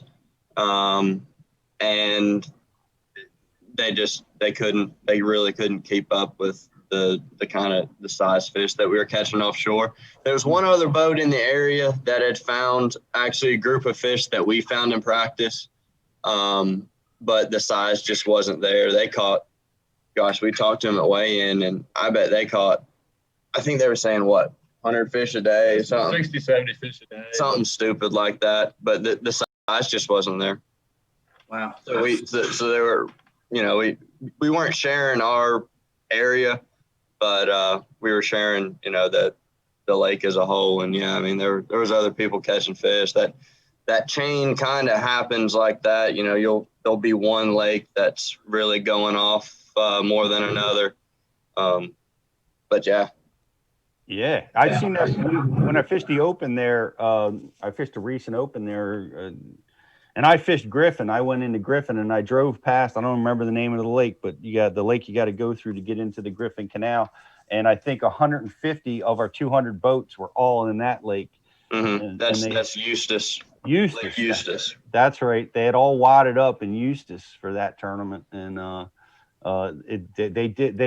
they do move around. I guess the bait moves from lake to lake, or I don't know if it's the bait or what it is. I think they fire at different times. There's winning fish. I believe there's winning fish in every single one of those lakes. They just bite different. Right. That's a lake you're headed to, right, JK?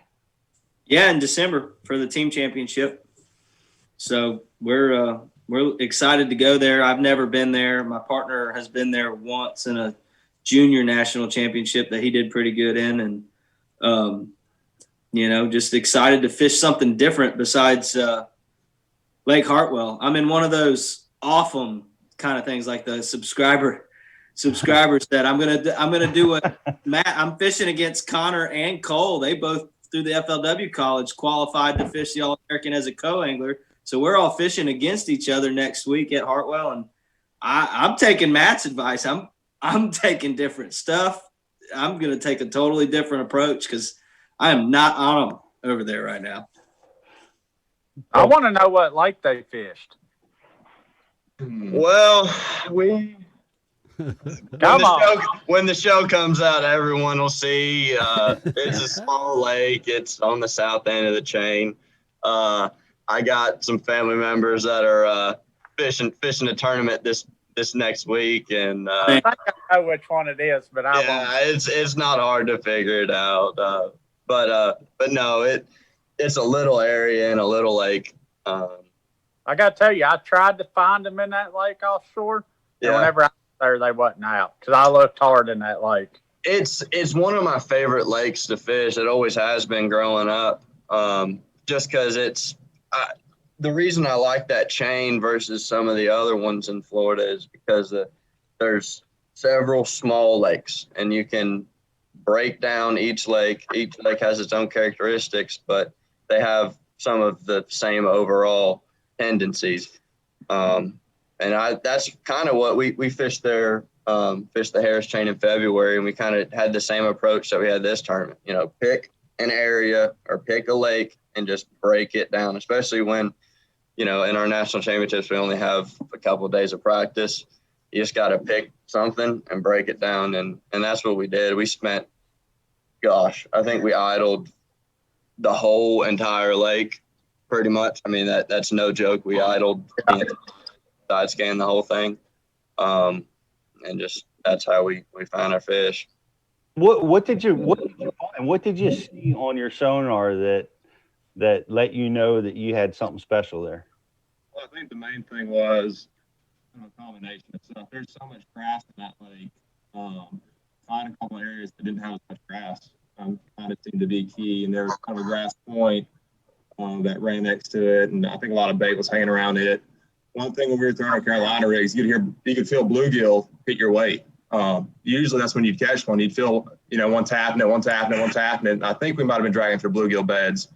We didn't see them on side scan, the bluegill beds, but I caught a couple bluegill stroking a football jig, just snagging them somehow. So I know there's bluegill down there, and I think it was really just finding an area where they could feed amongst the grass. Finding the holes, finding the open areas with less dense grass. Right, exactly. And were you guys, what electronics were you guys using?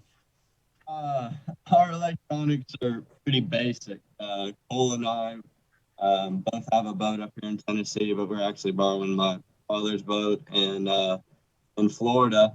And I had to talk him into getting a graph on the front of his boat last year.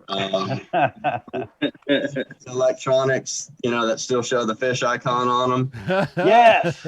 So we're one step above that. We're running.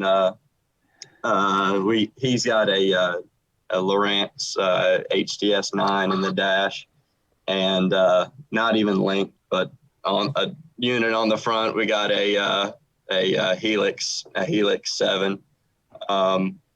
So, I mean, yeah, I'd mark an area on the back, and I say, Cole, run up front and hit mark, and we mark it. That's how we did it. I'm sure if we could have had 5 scope or something, it kind of would have, I don't know what it would have done. It might have hurt us. There's no telling, but we made it work with what we had. And that's how we're used to fishing. Man, that must have been incredible when you guys caught 1 6-pounder there at practice. Mm-hmm. Yeah, that was our first bite. So and you know, it's just like Matt's tournament. He had 1 bite at practice too. Yeah. And you guys dialed in and showed up. How fast did it happen on the first day of the tournament? Were you know, was it right away, or did you guys have to grind it out? It was really slow the first day. The first day was probably 45 minutes before the first bite. We were out thoughts of leaving the area, but I finally got a bite, and it was a 4-pounder, and it kind of settled us down. And then we went another 45 minutes without a bite. And then we hit a flurry, and I caught a 7.5, Connor caught a 7. Then he catches a 5.5. I catch another 5. And we're like, dude, we got a bag. I was like, we probably don't need to stick these no more. So we backed off them and decided to weigh in. That was probably 11:30 when we decided to leave. Damn. Wow. That's tremendous. Hey, Matt, you're welcome to hang with us. I love you got as many questions as we do. And if you want to hang, we'll let you hang. But dude, I'll hang. I don't want to interrupt anything, but I'll hang a little while. Okay. Well, we love having you, and it's kind of cool having you ask questions to the boys. And I know they. Yeah. Well, I want to point out that this is the exact opposite strategy Matt had. Matt was, burn them. They're smallmouth. It's a little bit different, but hook them all. And conversely, these guys went out and they managed it. Yeah. So I want to hear your words, Pete, because you were congratulatory towards Matt for hooking. Well, everything is relative, right? Once you get to my philosophy on burning fish is once you're not culling to gain any weight, that's when you stop. Yeah. Right. Yeah. You don't stop until that happens, So when you have 26 pounds in the boat, it's probably very difficult to cull. We realized that we were we made one coal. We made one coal the first day. We had a 12-incher in our bag. We had 4 for over 20, and then we had a 12-incher. So we said, all right, we'll coal the 12-incher, and then we'll get out of there. But it's easy. It's easy to leave a spot when you got 2 days of fishing ahead of you, and you're looking at your graph, and you're not going to dent the fish. So it's easy to leave then.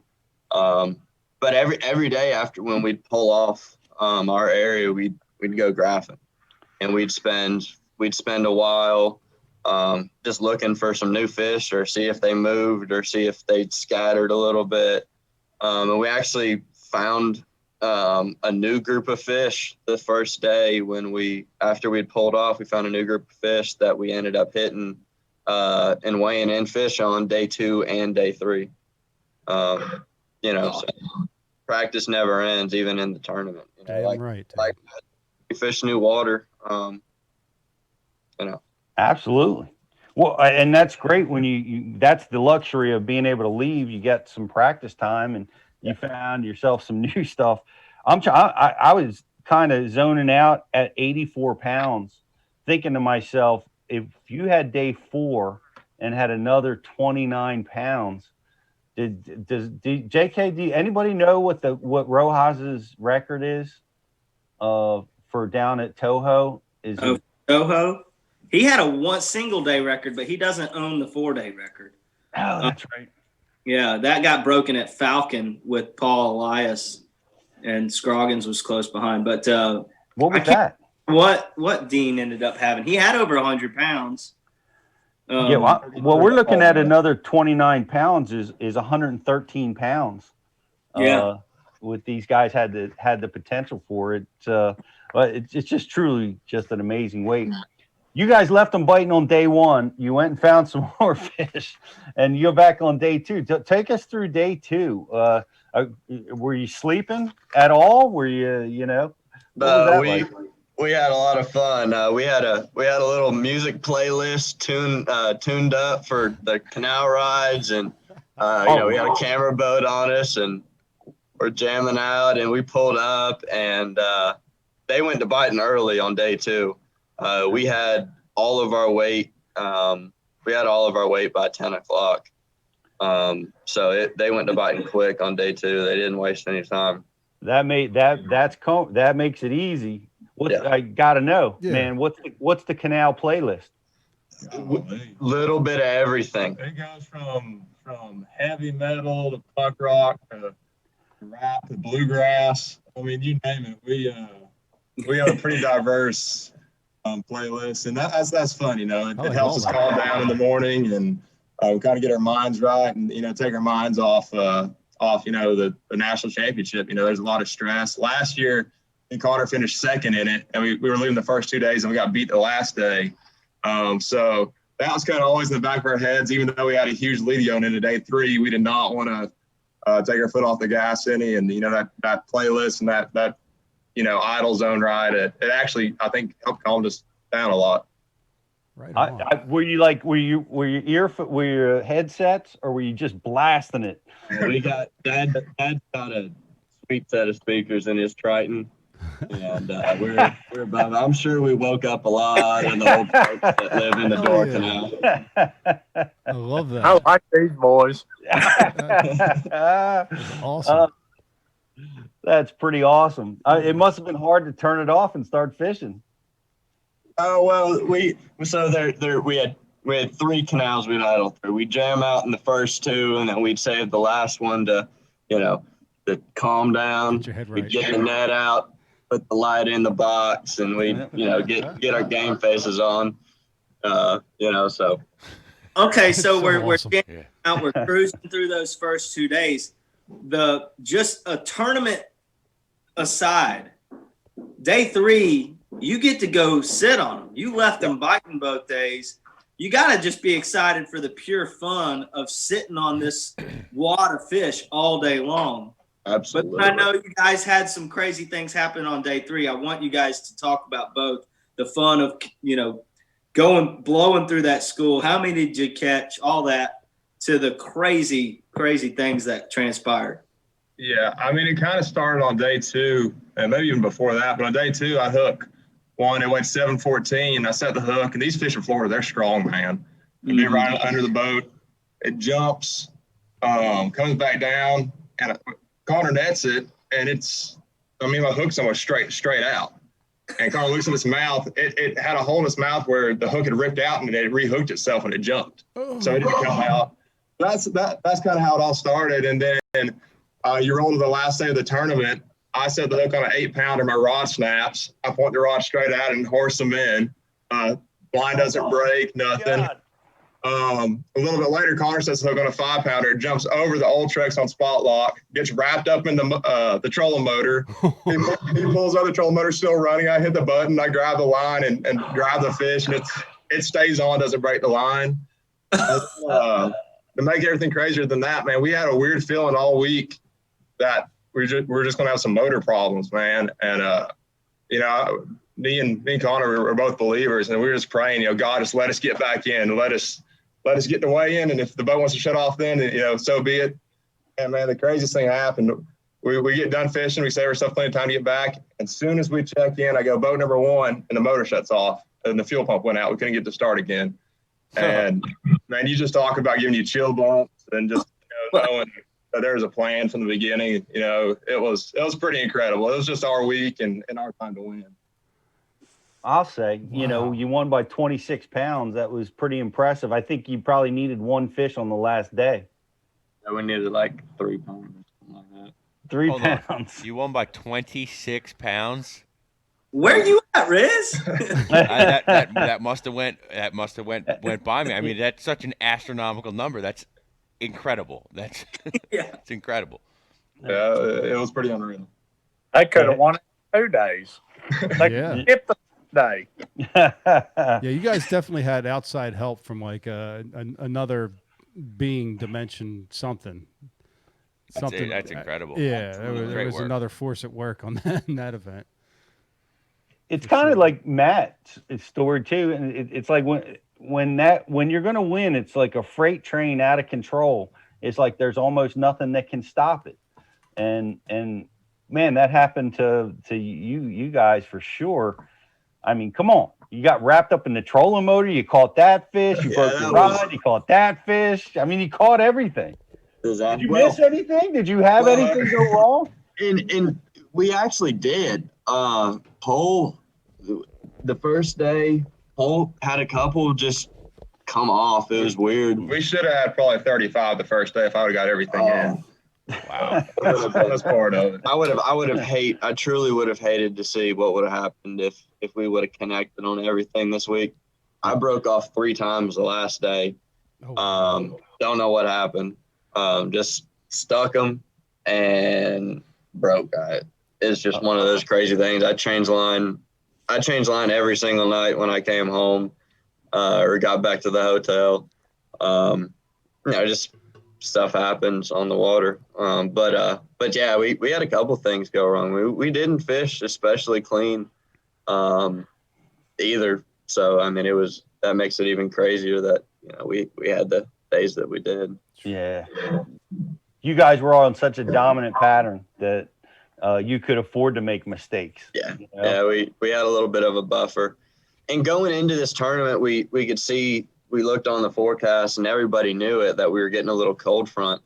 And that gave me so much confidence in what we were doing, because those shallow grass fish in Florida, the cold fronts really screws with them. It can completely shut them off.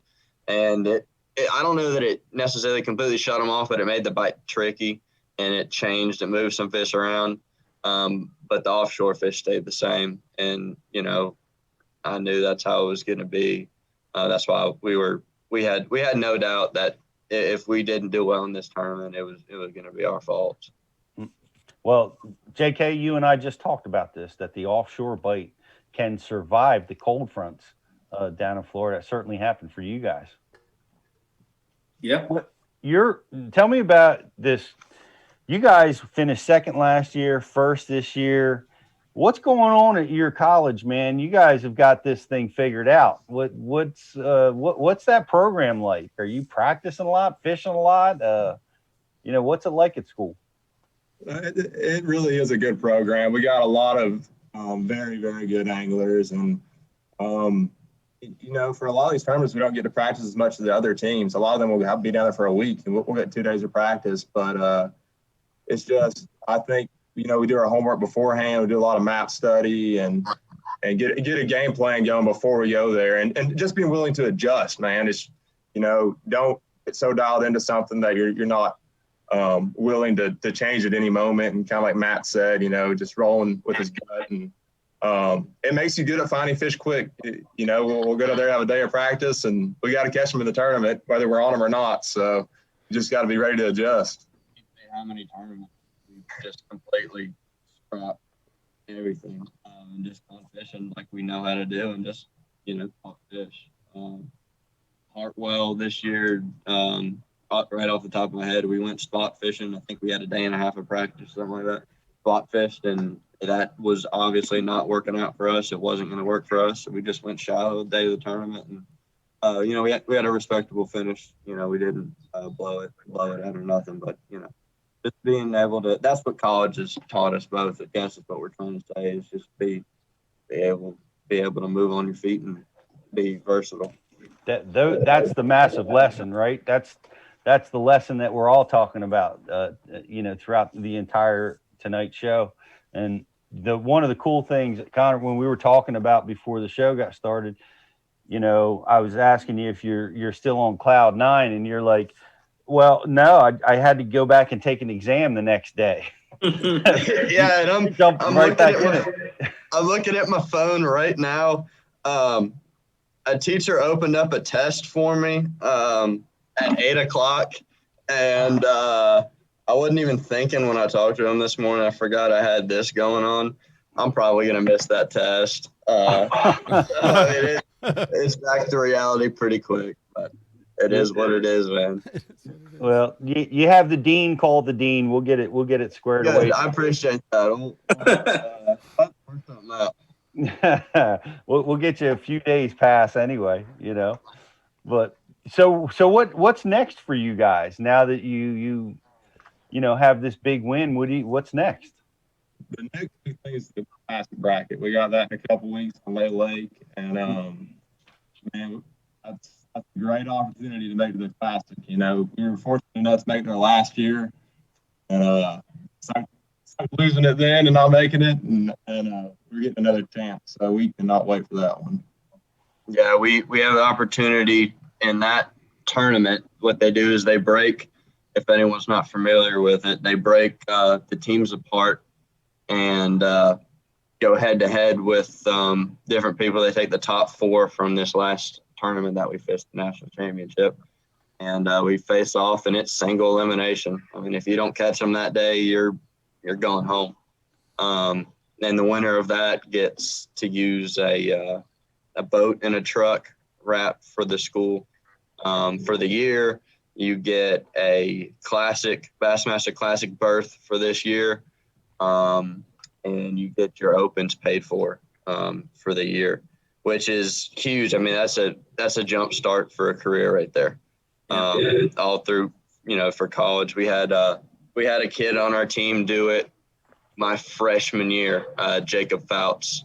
He won the national championship and won the bracket, and got all that. So, I mean, that's huge for us. That's why we're looking forward to it. Winning the national championship's big, but that bracket's where you make life changes right there.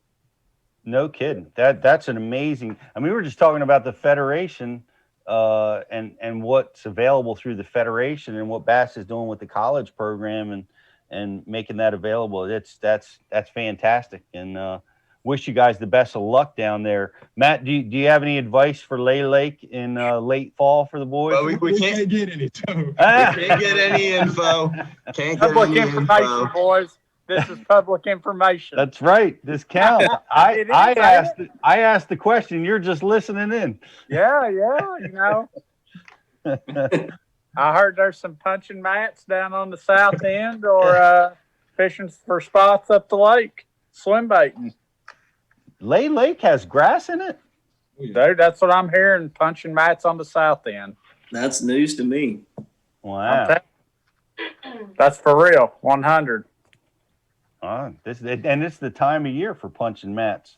Yeah. Is the fall time of year. So, that's amazing. You know, I want to, appreciate all you guys being part of the show and all of our Bass U subscribers with all your questions. I want to see what's available in the queue for the boys. Riz, let's give away some prizes.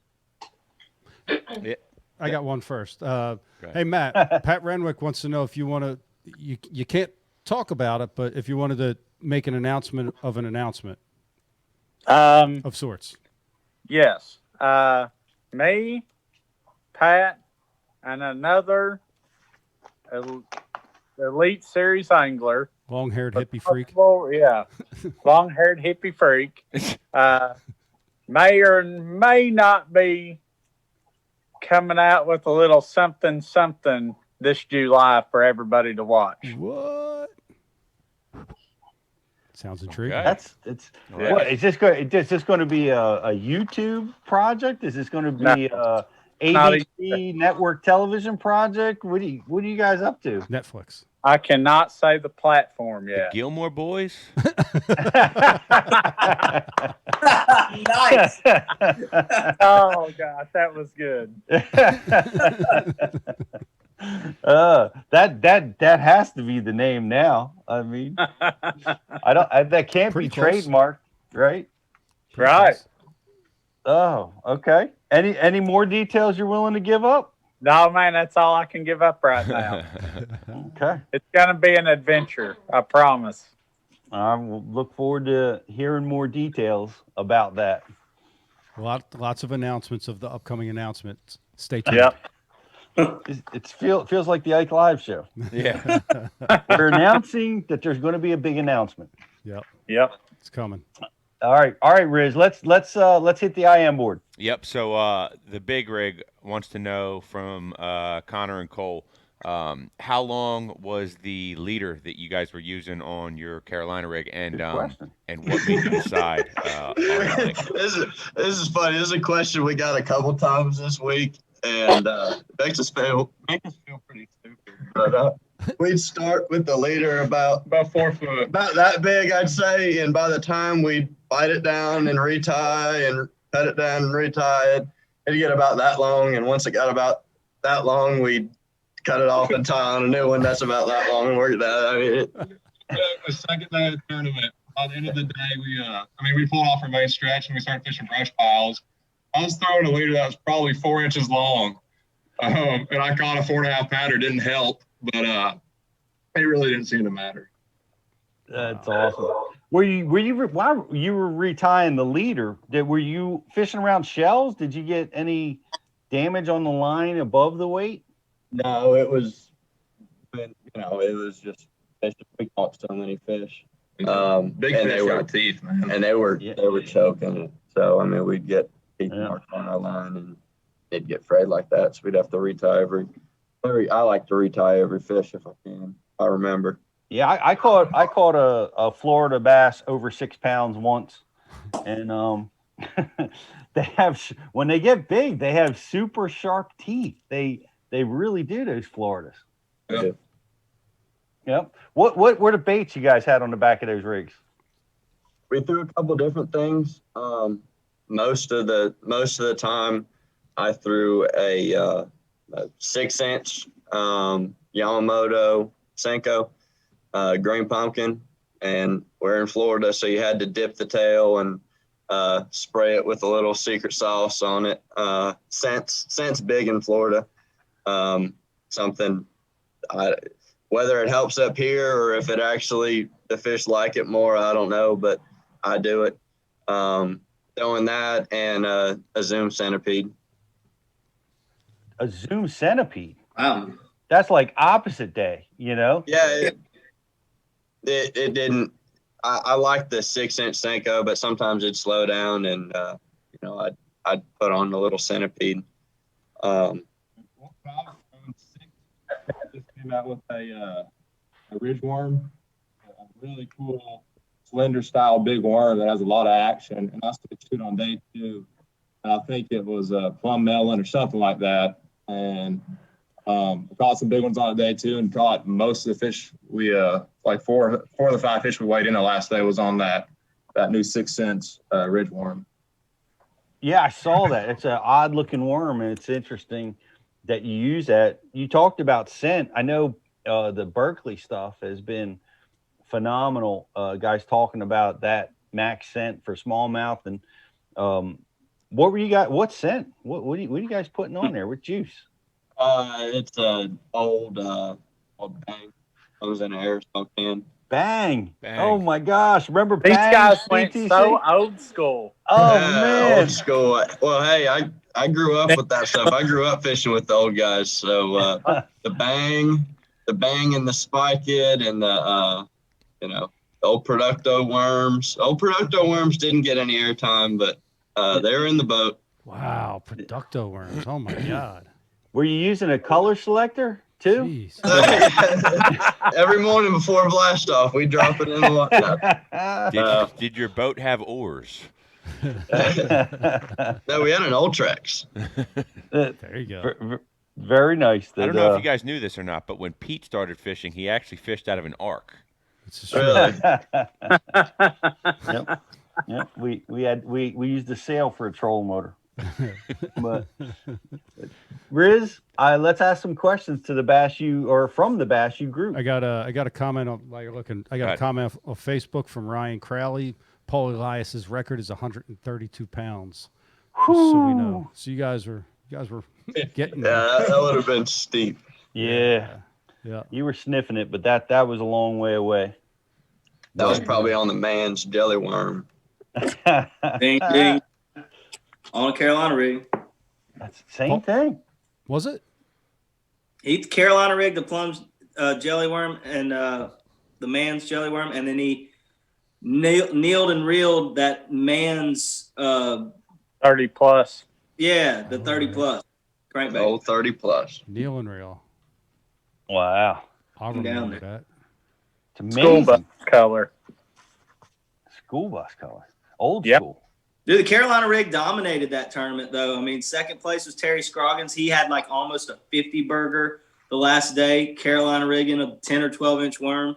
And then Aaron Martins and Byron Velvick, they both found what would have been the winning spot, but they divided it up and they were throwing Carolina rigs. I'll never forget that, though, because that tournament, it was like the cover was so gnarly with the rocks and the house foundations and the timber. They were literally throwing Carolina rigs with like 50 to 65 pound braid mainline with like heavy fluorocarbon leader. Yep. Were you guys braid on your main line? No, we were throwing fluorocarbon. Okay. I don't like Carolina rigs. I've been a staple. I won a college Eastern Open with Bassmaster 3 years ago on Cherokee, part of Carolina rig. And I mean, it catches smallmouth just as good as it catches largemouth too. We caught spots on it last year on Smith. It's kind of a power fishing drop shot, I guess. Man, I love it. The young guys are going old school and schooling everybody. I like it. And we're sleeping on this Carolina rig. Is the professional bass fishing world sleeping on the Carolina rig? They are. There's a lot I of mean, hate Probably for it. after tonight. No, right? I mean, it's like, goodness gracious, we're starting to connect the dots with JK's background, reminding us about what happened at Falcon. And, these guys doing it. A lot of guys aren't throwing that rig, but obviously it's got the power to draw the bigs. If you keep up with like BFL finishes, Pete, there's a lot of kind of, I don't want to call them old timers, but there's guys who've been fishing for years. Like Lloyd Pickett's one of those guys that comes to name. Every BFL angler knows who he is. He's won like 15 BFLs. Dude, I bet every fish he's weighed in is on a Carolina rig. Lloyd Pickett is the Carolina rig king. I told him that to his face. He is the Carolina rig king. Yeah. And I mean, I've seen guys all like, honestly, really in the last 2 to 3 years, it's winning a big dirt. Like I think in 2019, it won over at Sam Rayburn. I mean, in Texas, those guys, those local hammers in Texas, that's their drop shot. That's their shaky head. Like the most finesse they're going to go, it seems like, is 20-pound main line and a Carolina rig. Yeah. And there's a lot of hazing. There's a lot of hating on the Carolina rig. Oh, yeah. I don't understand that. I don't see why. You know, it's like you're throwing it on a big rod, big weight. You're twisting their heads when you set the hook. Like, yeah, I don't see where the negative connotations come to it. It's good, Riz. It's a good point. The reputation that I've heard about it over the years, and I've fought because I love fishing that rig, and is you catch a lot of fish, but you catch little fish, right? And that's kind of like the persona about it. Like it'll get you bit when nothing else will, but you can't win with it, you know. And talking today, we clearly see that it's 84 pounds. Yeah, 84 pounds in 3 days. See, I mean, I could see hate in a Senko, but I just don't get the hate for the Carolina rig, you know? No. Hey, man, Justin Lucas got where he was today by dominating the co-angler side with a 4-inch Senko on that Carolina rig out west. Huh. Yeah.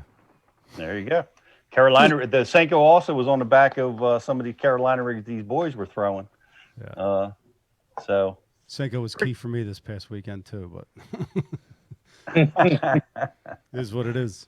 He's coming out of the closet on Senko technique, but we like it, and you know I still want to try to give away some prizes. Are we going to give away any stuff? Yeah, I got another one for the boys here. How did you guys begin to break down the lake when you first started practice? Did you have multiple days in practice to break it down? Did you pre-practice? Go in on that a little bit. Well, we had 2.5. Well, we'll call it 3 days of practice. And we talked about it. Growing up down there, it almost hurts you because you have so much that you want to go look at. So for the first day, I stayed up on the north end of the chain, and we looked around in there, and it was honestly a pretty slow day. Cole, we caught a couple good fish, and I saw a couple things that were really good signs for an offshore bite. That's kind of the direction that I was feeling. The bait was still offshore for the most part, and the water was still warm. I mean, it's still in the high 80s down there.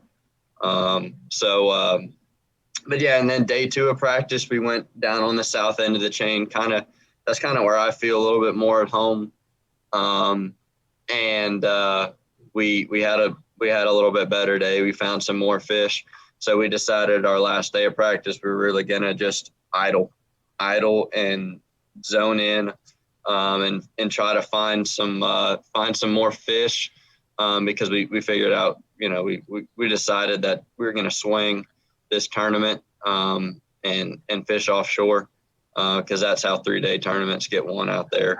The shallow fish are, just hard to catch those consistently. And the weights showed that there were a couple really big bags in the tournament that came shallow, but it was hard for those guys to back some of those better days up.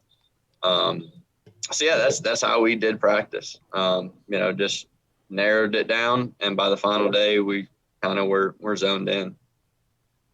Man, which is easy to say. We've been in the exact opposite position where by the end of 3 days of practice, we're even more lost than, when we showed up.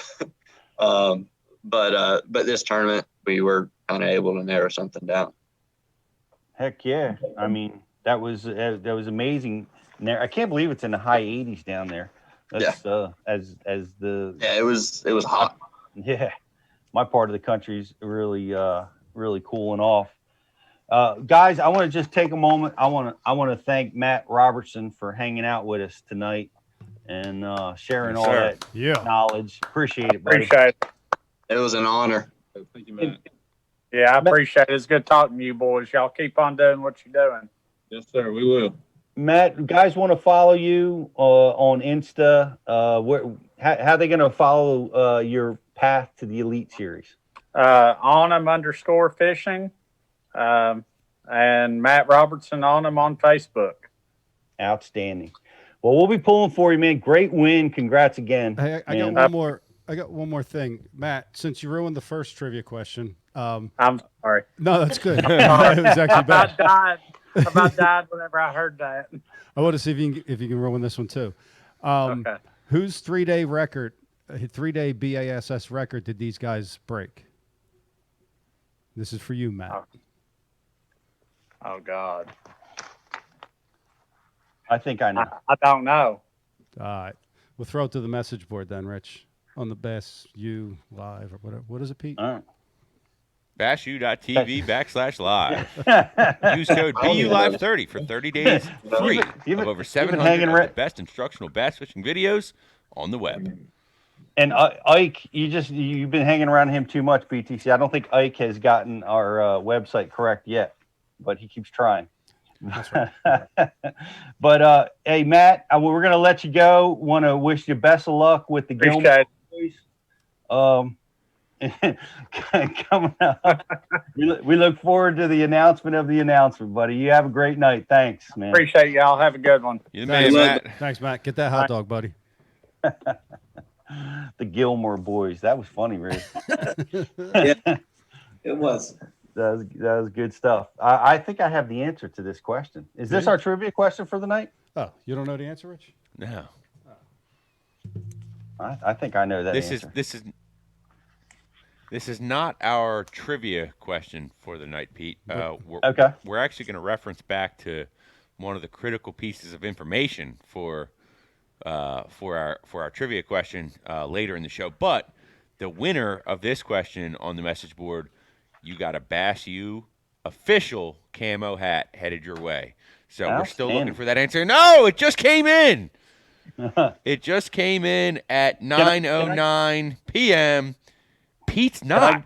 Can I the guess? Correct answer. Pete, Can is I that guess? you on the message board? No, it's not. The answer is Rick Clunn.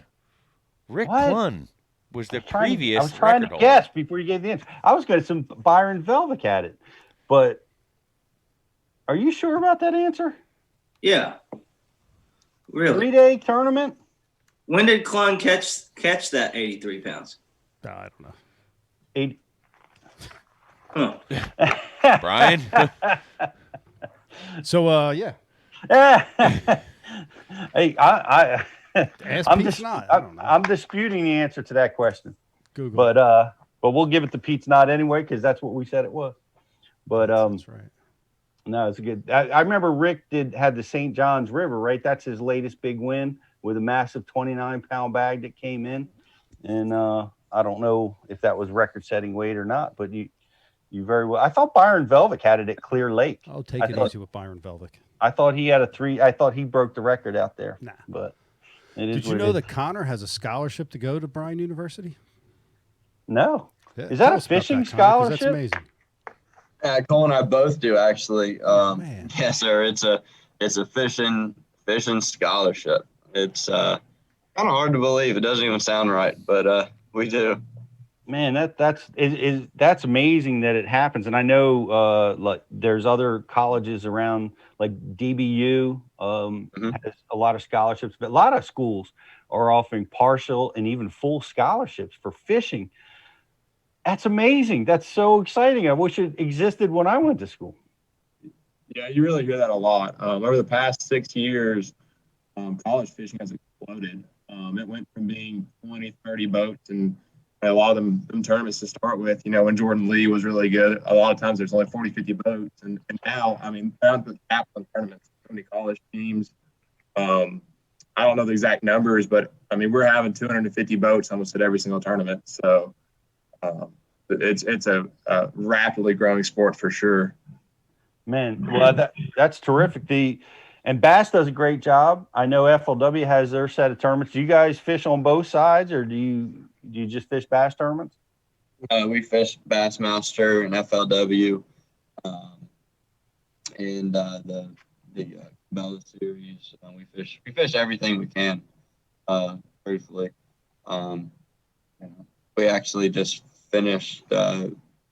He mentioned something about us fishing the All-American. We actually qualified for that on the Harris chain as well this February for the FLW National Championship. Man, in that national championship. So. Well, that's the college programs rapidly expanding, and we're starting to get a little bit more credit. I'll brag on these college guys, man. They're hard to beat. If you look at our weights, and compare them, to any fish, the guys at any other level. Look at our weights and look at theirs. I mean, the results speak for themselves. I mean, these boys can flat out catch them. It blows my mind every single tournament. Some of the weights, all the weights that these college kids catch. I mean, you got two fishermen in the same boat that there's a real good chance you're going to be watching them on Saturday mornings, on live somewhere, and you put both of them together. So it's competition's tough. It's getting stout. What about kids in high school right now that are thinking about getting into a college program? What advice would you have for kids on where to go or how to apply or how to get into fishing in college? The best advice I think I could give them is to get in contact with a coach. These coaches, they want recruits. Don't be scared. Reach out to a coach, tell them who you are, kind of what your goals are, and focus on your tournaments. Do good in those. And it's not a bad idea to have a fishing resume made to send into the colleges. But if the coaches are hungry for new anglers, there's a lot of new teams. Like I said, it's a growing sport. So just don't be scared to reach out, and the coaches are going to be glad to to see that you did that. So just put yourself out there, pretty much. And even if they can't get into a school that has a team or whatever it may be, at their local community college or something, they can very easy to start a team. The requirements aren't very you don't have to have a ton of kids on a roster. It's easy to start a team and to enter some of the local opens, and get funding. I mean, it's not, I'm not going to say it's not hard, but it's out there. There's companies that would love to help some college kids, go live their dream and chase it, going around and fishing these tournaments. What are the top fishing schools? Who has the best programs out there? I'd say Bethel's definitely one. Bethel. In college, we finally made a name for ourselves. We won 3 national championships now with this one, so we're one of the top. 2 this year. We won. Yeah, that's pretty good. But there's McKendree. Murray State's got a really good program. Montevallo in Alabama. Auburn's got a good DBU, like you said, they got a good college team that represents. Carson Newman. That's a new team. Newman's got a new good program. Their coach actually used to fish college with us. So, I mean, there's a bunch of schools, and there's a bunch of other schools that have just clubs. These are all schools that have large programs. There's a lot of clubs at schools that just have 1 or 2 teams, just a few anglers. But a lot of these college kids pay. It's out of our own pocket. We're fortunate enough to be a part of a team that pays for a decent amount of our expenses. But I mean, we have to come out of pocket for quite a bit. So, it's an investment for all of us, but it's worth it to us. And the cool thing about college fishing too is, another sport like football, like a small Christian school in Tennessee like Brighton College, they can compete, with Alabama in a football game. But when it comes to bass fishing, just you and your partner. So, a little school like Brighton College can compete with Alabama or Auburn. That's the cool dynamic about college fishing. That is great. Now, you guys have done really well. What's on the plate? You guys, you're going to be graduating soon. What's next? I gotta get out of here. I gotta graduate first. But moving forward, I want to fish at the highest level I can. Obviously, I'd love to be able to go win the bracket in a couple weeks and jump start right into the opens and stuff. But I absolutely I want to fish at the the next level moving on from college. I don't want to skip a beat. Toyota Series, opens, BFL, whatever I can. I don't want to quit chasing the dream. It's not going to end after college. And Cole, I'm sure it's the same for Cole. And for me, I decided to stay to get my master's degree so I could fish another year and there you go. To have a degree like that. So I'll be graduating in May with a master's of marketing, and then I'm starting a guide service that should be up in about a month right here on Lake Cherokee. And then I hope, hop in the opens next year and just try to qualify for the elites. It's been a dream of mine since I was about 11 when I moved from Alaska to Tennessee and got into the sport of bass fishing. So that's something I've always wanted to do, man. And I'm going to do everything I can to make it. Yeah, you've got a crazy story when you came to Tennessee. The greatest one that I like a lot is that you spent a lot of years in your club and you didn't catch a fish, and you kept at it, and you did some amazing things as a junior. Yeah, the first year of being in the Cleveland Junior Bass Club, I blanked every single tournament. I came from Alaska. I didn't know how to bass fish. I was throwing big muskie and pike baits. And I didn't know what I was doing, man. And I'd go home and I'd cry after every single tournament. And I got tired of losing, to be honest. I'm competitive. And so I soaked in everything I could watch on TV and, read magazines. And thankfully, there's older people in the bass club, from the senior bass club, that were willing to take us youth out and invest in us and teach us what they knew. And I attribute a lot of my success to them. You're taking their time and teaching me. That's great.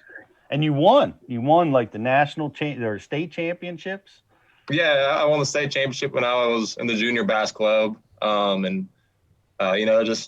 Instilled a love for the sport and a love for competitive bass fishing. And I worked my way up through high school and fished through high school. And I was fortunate enough to get a scholarship to Bryan. And I'm just trying to take, each step to make it to the elites. And I'm not one of those. I don't need to skip any. I'm okay with, going high school, college, and experiencing every level of competitive bass fishing.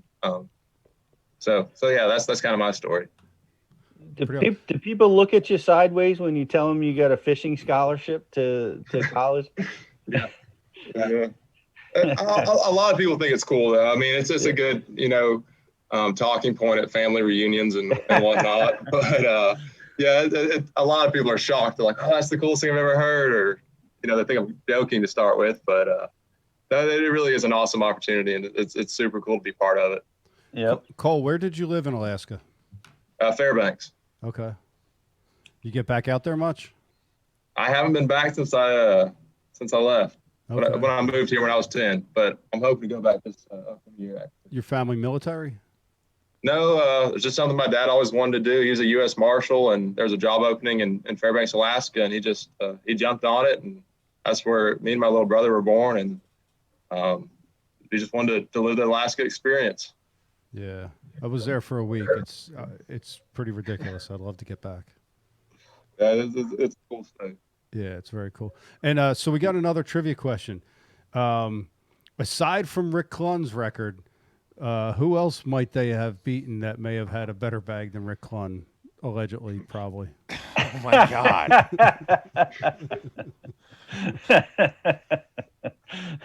Just in case there might have been somebody else with a bigger bag. Who do you think it was, Pete? I don't know. I'm just being guess. The Bachelor. You might be right. Thank you, Corey from Tackle Warehouse, for that information. I think Rick's was on the Arkansas River. I think, wasn't that where he unloaded on everybody in Pine Bluff in the harbor right there? Just crushed the field. But yeah, interesting stuff. JK, I know you got a film. He's filming with Brian Thrift tomorrow, guys. For the next 2 days, we're going to be doing some training with Brian Thrift. If you guys had a question to ask Brian Thrift, what would you guys ask him? I want to know what rod straps he's got on his front deck. Change them out or what? I mean, whenever you look on his boat, he's got a stack of rods about that tall. I don't know if he had to do any modifications or get extra long. What I don't know. Mine aren't that big, I tell you that. Great question. Yeah, great question. Definitely will deliver the answer. We expect to see it on social tomorrow, Yeah. JK. JK, I know you got to go, man. We're going to let you roll. Thanks for hanging out. I know it's a long day and got a big day tomorrow. So, Connor Cole, congratulations, man. Huge feat. Thank Wish you guys the best, except next week. See you guys. All right. Good night, JK. And it's awesome. What a great win. Riz, do we have any questions for the boys in the queue? We actually have one more. We have one more question we're going to use, Pete, for the grand prize. Yes. We can we can go ahead and roll that out now. Yeah, run with it. This is gonna circle back on a specific piece of information that we talked about earlier during the show, and it's going to be a piece of information that Matt revealed. And the question is, when Matt Robertson throws a topwater bait, he common times uses braid. However, on one bait, he always uses a monofilament leader. What bait is that? Rick Clun. Byron Velvick knows the answer to that question. Dang it, I was going with Rick Clun. Wrong again. That's funny. Like-minded stuff. And I want to give a quick shout out. I read a story about Trip Weldon battling some cancer that he's dealing with right now, and I want to send him some thoughts and prayers. Trip has been a mainstay at Bassmasters forever, a powerful force to make that organization great, and he feels like he's got a grip on it, at least what I was reading, and that's good. And I want to wish him well. Yeah. And, hey, shout out to and thoughts and prayers to Dave Dudley as well. Yes. I don't know if anybody caught that, but Dave's battling COVID and found out while he's got diagnosed with that he's got diabetes, and that complicates the COVID issues that he's got. And so he's having a rough go of things right now. So wish you all the best. Yeah, absolutely. David. He's an original guy and a good dude. Thoughts and prayers out to Dave. Yep. And I saw Aaron on Pat's show on Straycast, and it was great to see Aaron Martins being so positive and attacking, what he's dealing with, and a lot of boys in our circle that need our prayers and our thoughts, and we're sending them their way for sure. But guys, you guys fished great. You guys fished together wonderfully. We are going to be having a show in the near future about team tournament fishing. Yeah. And what makes you guys operate so well as a team? I don't even know that it's one thing. We've just kind of always clicked. Even when we weren't fishing partners in college, we'd go out fishing with each other. He had another partner. We actually both had other partners. But I really don't know what it is. We just get along well. We have fun together. When I'm pissed off about something, he says something to make me mad at him at the moment, but it gets me out of it. I don't really know what it is. We think similarly, but we think similarly, but we take different angles at it. And I think when we have the same goal, but we take different angles, I think that's what helps us, and we're not afraid to go try something. I think a big thing too is just he grew up in Florida and I grew up on the Tennessee River, and just two different backgrounds, and just being able to put our heads together and use the information that we've learned as we've grown up, and just not being selfish and being able to talk and and put our heads together. And usually, you know, one of us will have an idea that'll work out. It's just, and another thing too is in a team tournament, it's nice because, you know, one of you can be throwing a moving bait, the other one of you can be dragging a worm, and you really get to see what they're biting, and you need to utilize that. I'm not a big believer in throwing the same bait as the other person even during the tournament, unless it's the only thing you can get them to bite. And that's kind of how it was at Harris.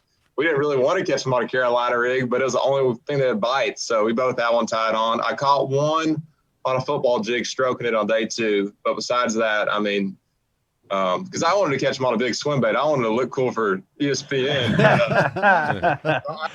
Big swim bait, so I was blue in the face, and I'm still waiting to get a bite on it down there. But yeah, it's just one of the deals. We're able to build off each other and throw different baits, and I'd say it's a combination of those things. I think you guys officially are going to make a Carolina rig cool from here on out. We need t-shirt. Carolina rig cool again. Get the hats made. That's great. Yeah, I love it. I love it. It is cool again. And you know, Brian, I'm going to let the boys go. Is there anything else that that's on our agenda? No, man. I think that's about it. Rich, Yeah, it's a great job on the win, guys. Yeah. I don't know how I missed that you guys won by 26. I thought I was a big dog when I won a BFL by 8, but apparently 26 is now the measuring bar. So great job, boys. Hey, that's a dominant win. There's no doubt that was a great win. Congratulations. Wish you best of luck in the bracket tournament. And we're going to be watching. We're going to be watching you sling those Carolina rigs. When can we watch this show? That's what I want to know. I don't know. I think it's going to be around January. It usually takes a couple months to air. So probably start looking around January. Okay. We'll be looking for it. Some Austin Ultrexes and rods breaking and fish jumping and all of it. Oh, It'll my be God, that's exciting. going to be awesome. Yeah. We thank y'all. It's been a pleasure. This has kind of been a dream of ours. You know, growing up, I used to watch I told Justin, I said, I used to watch every single Bass U video I could up until it cuts off on YouTube.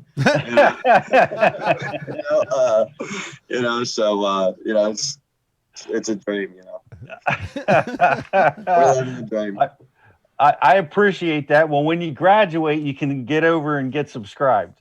Yeah. Once I can make a couple dollars. Yeah. Yep.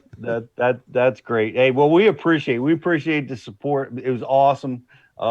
Good luck with your exams. If you need help, you know, like you said, have your teachers or the dean. Well, it closes at 10, so I got a few minutes. All right. Oh my God. I appreciate it. Let you guys go. Congratulations on a great win, and thanks so much for being with us tonight, guys. Thank you guys. Thank you a bunch. Yeah. That was, see you man, guys. Brian. Congrats, man. Brian, if we cause those guys to fail this year, that's going to be a horrible thing. That's more blood on our hands. Look what we did to Rich's career as a real estate agent. All that means for them is that they get to fish for another year in college. Whatever. Have at it. College fishing isn't sanctioned by the NCAA. It's technically a club. So if they stay for a 5th year, they fish for a 5th year. Right. Come on, let's fail. That's a great question. I wish we'd have asked them what the eligibility is. Do they get 4 years? Oh, no, they can fish for as long as they're there. If you remember, Cole said that he's staying for his Masters for an extra year, and he'll be fishing that extra year because college fishing is not NCAA sanctioned. It's actually technically all club. That's why they can win money, where in the NCAA, as an athlete, you cannot win money. So that's one of the cool things about fishing is that you can fish in college, get a scholarship for it, and win some cheese when you cash those checks. So how about it? Yeah. I thought they might have redshirted him on his first year, and that's why he could fish on his master's degree. But like you said, it's not sanctioned. It's a club event, so I don't know the rules. I look forward to learning more about it. But they were awesome. What a fiasco they went through to win that tournament. with broken rods and fish wrapping in the trolling motor and all kinds of breaking off three Dude, that's times. got to be that footage of that has to be absolutely amazing. Like that's can't miss. Yeah. Yeah. Especially Carolina rig fish, because you often have a lot of line out. You know, so it's not fast and furious putting those fish in the boat. There's a lot of mayhem that could take place when you're fishing around those giants. I can't wait to watch the show. Those guys were great. They're so awesome. We forgot to vote who had the best mullet. We had of our 3 guests tonight. This is true. Yeah. It's still Matt. Mullet Fest. Yeah, Matt's still champ of Mullet Fest.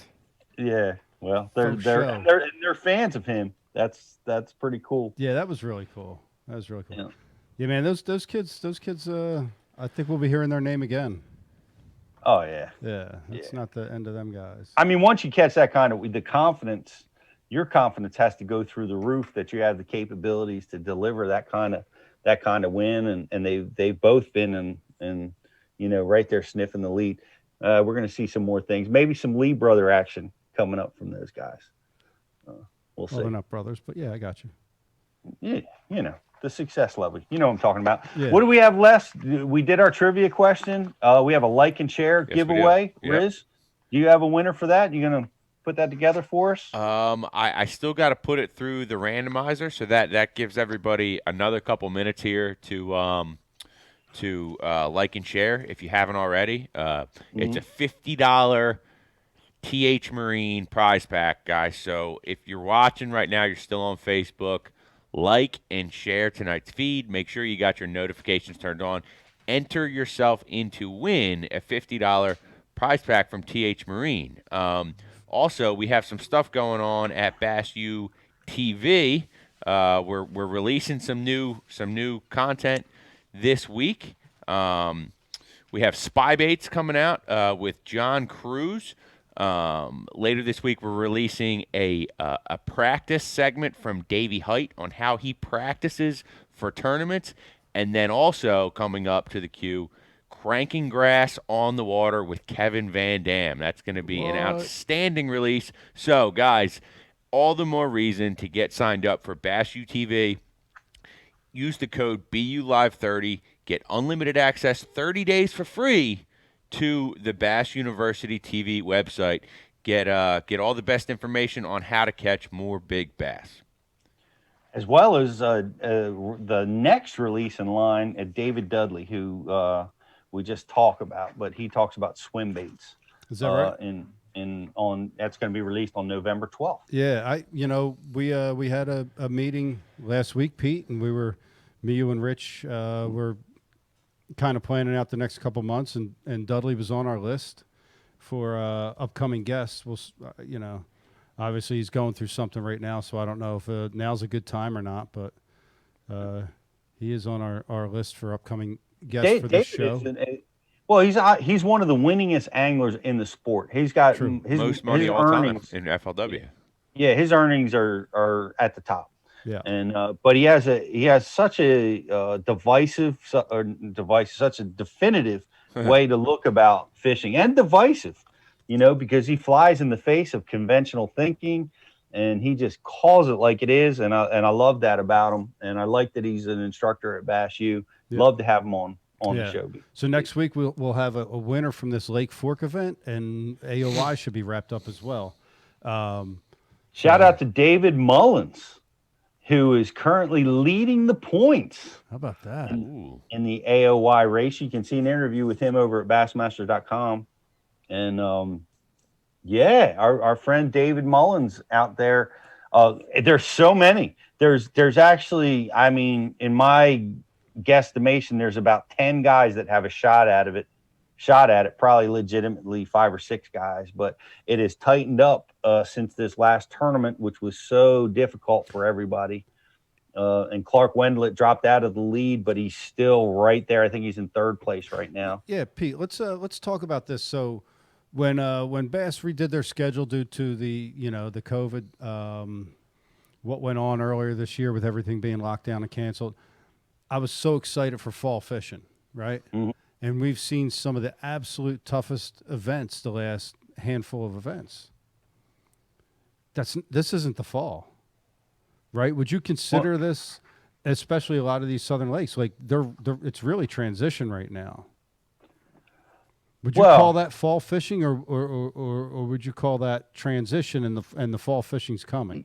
Yeah, well, it's kind of, I mean, it's hard to say. It's semantics, right? You're This time of year in the South is very difficult. It is very challenging and always has been, which is one of the reasons I think they didn't have tournaments in the fall for a while. And we won't see the fishing down south really start to improve for quite a little while. But their fall's not like ours, you know. I mean, when you get down, you know, into the Alabama, Georgia area, there's very few lakes that really shine this time of year as far as numbers and size. And then you're going to, I mean, we're going to be in December, January in just a little while. Gets to be wintertime. Yeah, I mean, it's their fall. It's the way it is. I honestly love it. I love it. I love watching, you know, these guys duke it out and have some of the most, like every fish catch matters. Yep. Like, I like it. I don't mind the grinders, dude. I don't mind it at all. Man, just I mean, we come from our areas, you know, 5, 6, 7, 8 bites a day, you know. And crushed them. Yeah, exactly. And that's like what these guys are going through. You know, it's cool to see that. And it's a variety of techniques. It's topwater fishing. It's, you know, punching mats. It's schooling fish. You know, there's so much diversity going on, and it's a chess match mentally. You know, I personally love it. I'm excited for it. I don't know what's going to happen down at Fork. You know, because that's going to be, you know, kind of an interesting deal. We're going to see if that lake really excels, you know, more so than the others. You know? So Pete, this past weekend I went and fished last derb of the year up on Merrill Creek with Eric, our old intern, and I made a change towards the end of the day. I still had that tail-weighted Senko tied on from when I fished with Rich the week before on the Chesapeake, and we had 2 in the well all day long, fished a lot of stuff, wasn't many bites. Eric made a call to go back to some trees. And I said, yeah, no problem. You know, I was on board with it. We go back and he's, you know, we're both flipping the trees like crazy, throwing a jig, you know, trying to do some other stuff, run a crankbait through these trees, not getting any bites. I pick up a drop shot and throw it on the outside edge and get a bite and miss them. And, you know, that kind of clued me in a little bit. Like, something different's going on. I just did not feel it. And the weather was turning. It started raining. The wind started blowing. I picked up that Senko, and a couple casts in, I get a bite, miss it. I said, I said, all right, Eric, we just had 2 bites in the last 10 minutes. It was a drop shot and a Senko. Pick one. You know, this is what we're throwing now. We got like 2 hours left. He grabs the Senko rod, throws it out, has a 4-pounder on, comes off. I said, that's it. It's the Senko. We spent an hour. I don't know. He probably threw a jig for 2 hours in these trees without a bite. We picked up the tail-weighted Senko, threw black because the conditions called for it, even though it's a clear lake. It was black works in a clear lake. We had extremely dark skies, wind, rain, and, you know, we got 5 bites in the last 2 hours on that deal, in the last hour and a half.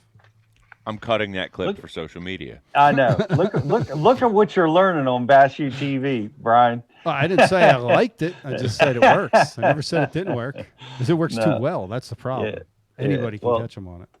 That reverse action, that tail weight, it falls differently, like than a forward weighted bait. Yeah. And it's erratic, and I've experienced it so many times. It can trigger strikes. Yeah.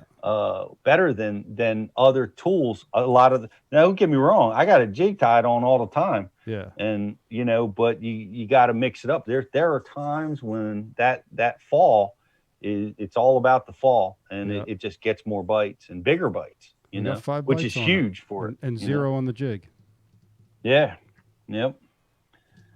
I wished in the tournament that I fished this weekend, I didn't find good fish, and I wished I'd have mixed that in, because I locked the jig in my hand for the tournament, trying to win, thinking that's what I needed to do to win. And I didn't resort to that. Did you guys get jig bites, Rich? Yeah, we caught all our fish on jigs. Oh, there you go, Pete. Well, I did. I did too, but I just didn't. I didn't get around enough for the right ones. But we'll get them. We'll get them next time. That river is just such an anomaly, and had fun fishing it. Shout out to the 5 Alive Bassmasters, and boy, the Federation got a big bump tonight. Everybody's loving on the Federation, from Matt to the college boys. You know what Bass is doing. You know, and then of course our little tournament was a lot of fun. Yeah. Shout out to 5 Alive, club we work with, and they put on a great event. Yep. Yeah, absolutely do.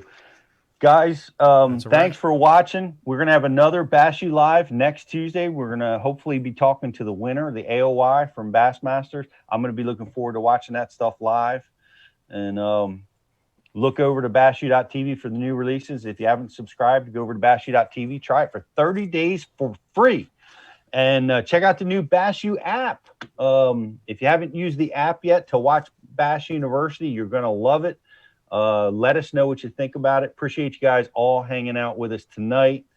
And without any further ado, Brian, is there anything else on our agenda? Yes. I got to announce the Facebook Like and Share winner. Go ahead, man. Hit it. Yes. Sorry to cut you off there, Pete. But tonight's Facebook Like and Share winner is Justin McGrady. Justin McGrady. Congratulations. You are the Facebook Like and Share winner of tonight's show. All right. Without any further ado, I guess we're going to go check out and see who's going to be the new president. Maybe we'll have some details available on that after tonight's show. Should be ready. Hey, thanks for watching, everybody. We'll be back next week with another edition of Bass University Live. Good night, everybody.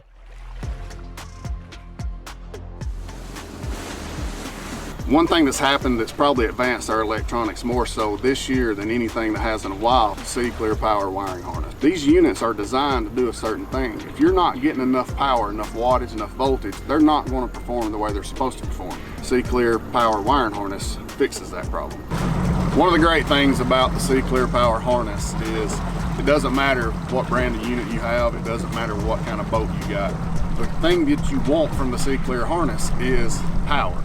C-Clear Power puts enough voltage to your units to make them maintain the performance that they're supposed to maintain. So if you're not seeing everything like you think you should see it, C-Clear Power will show it to you.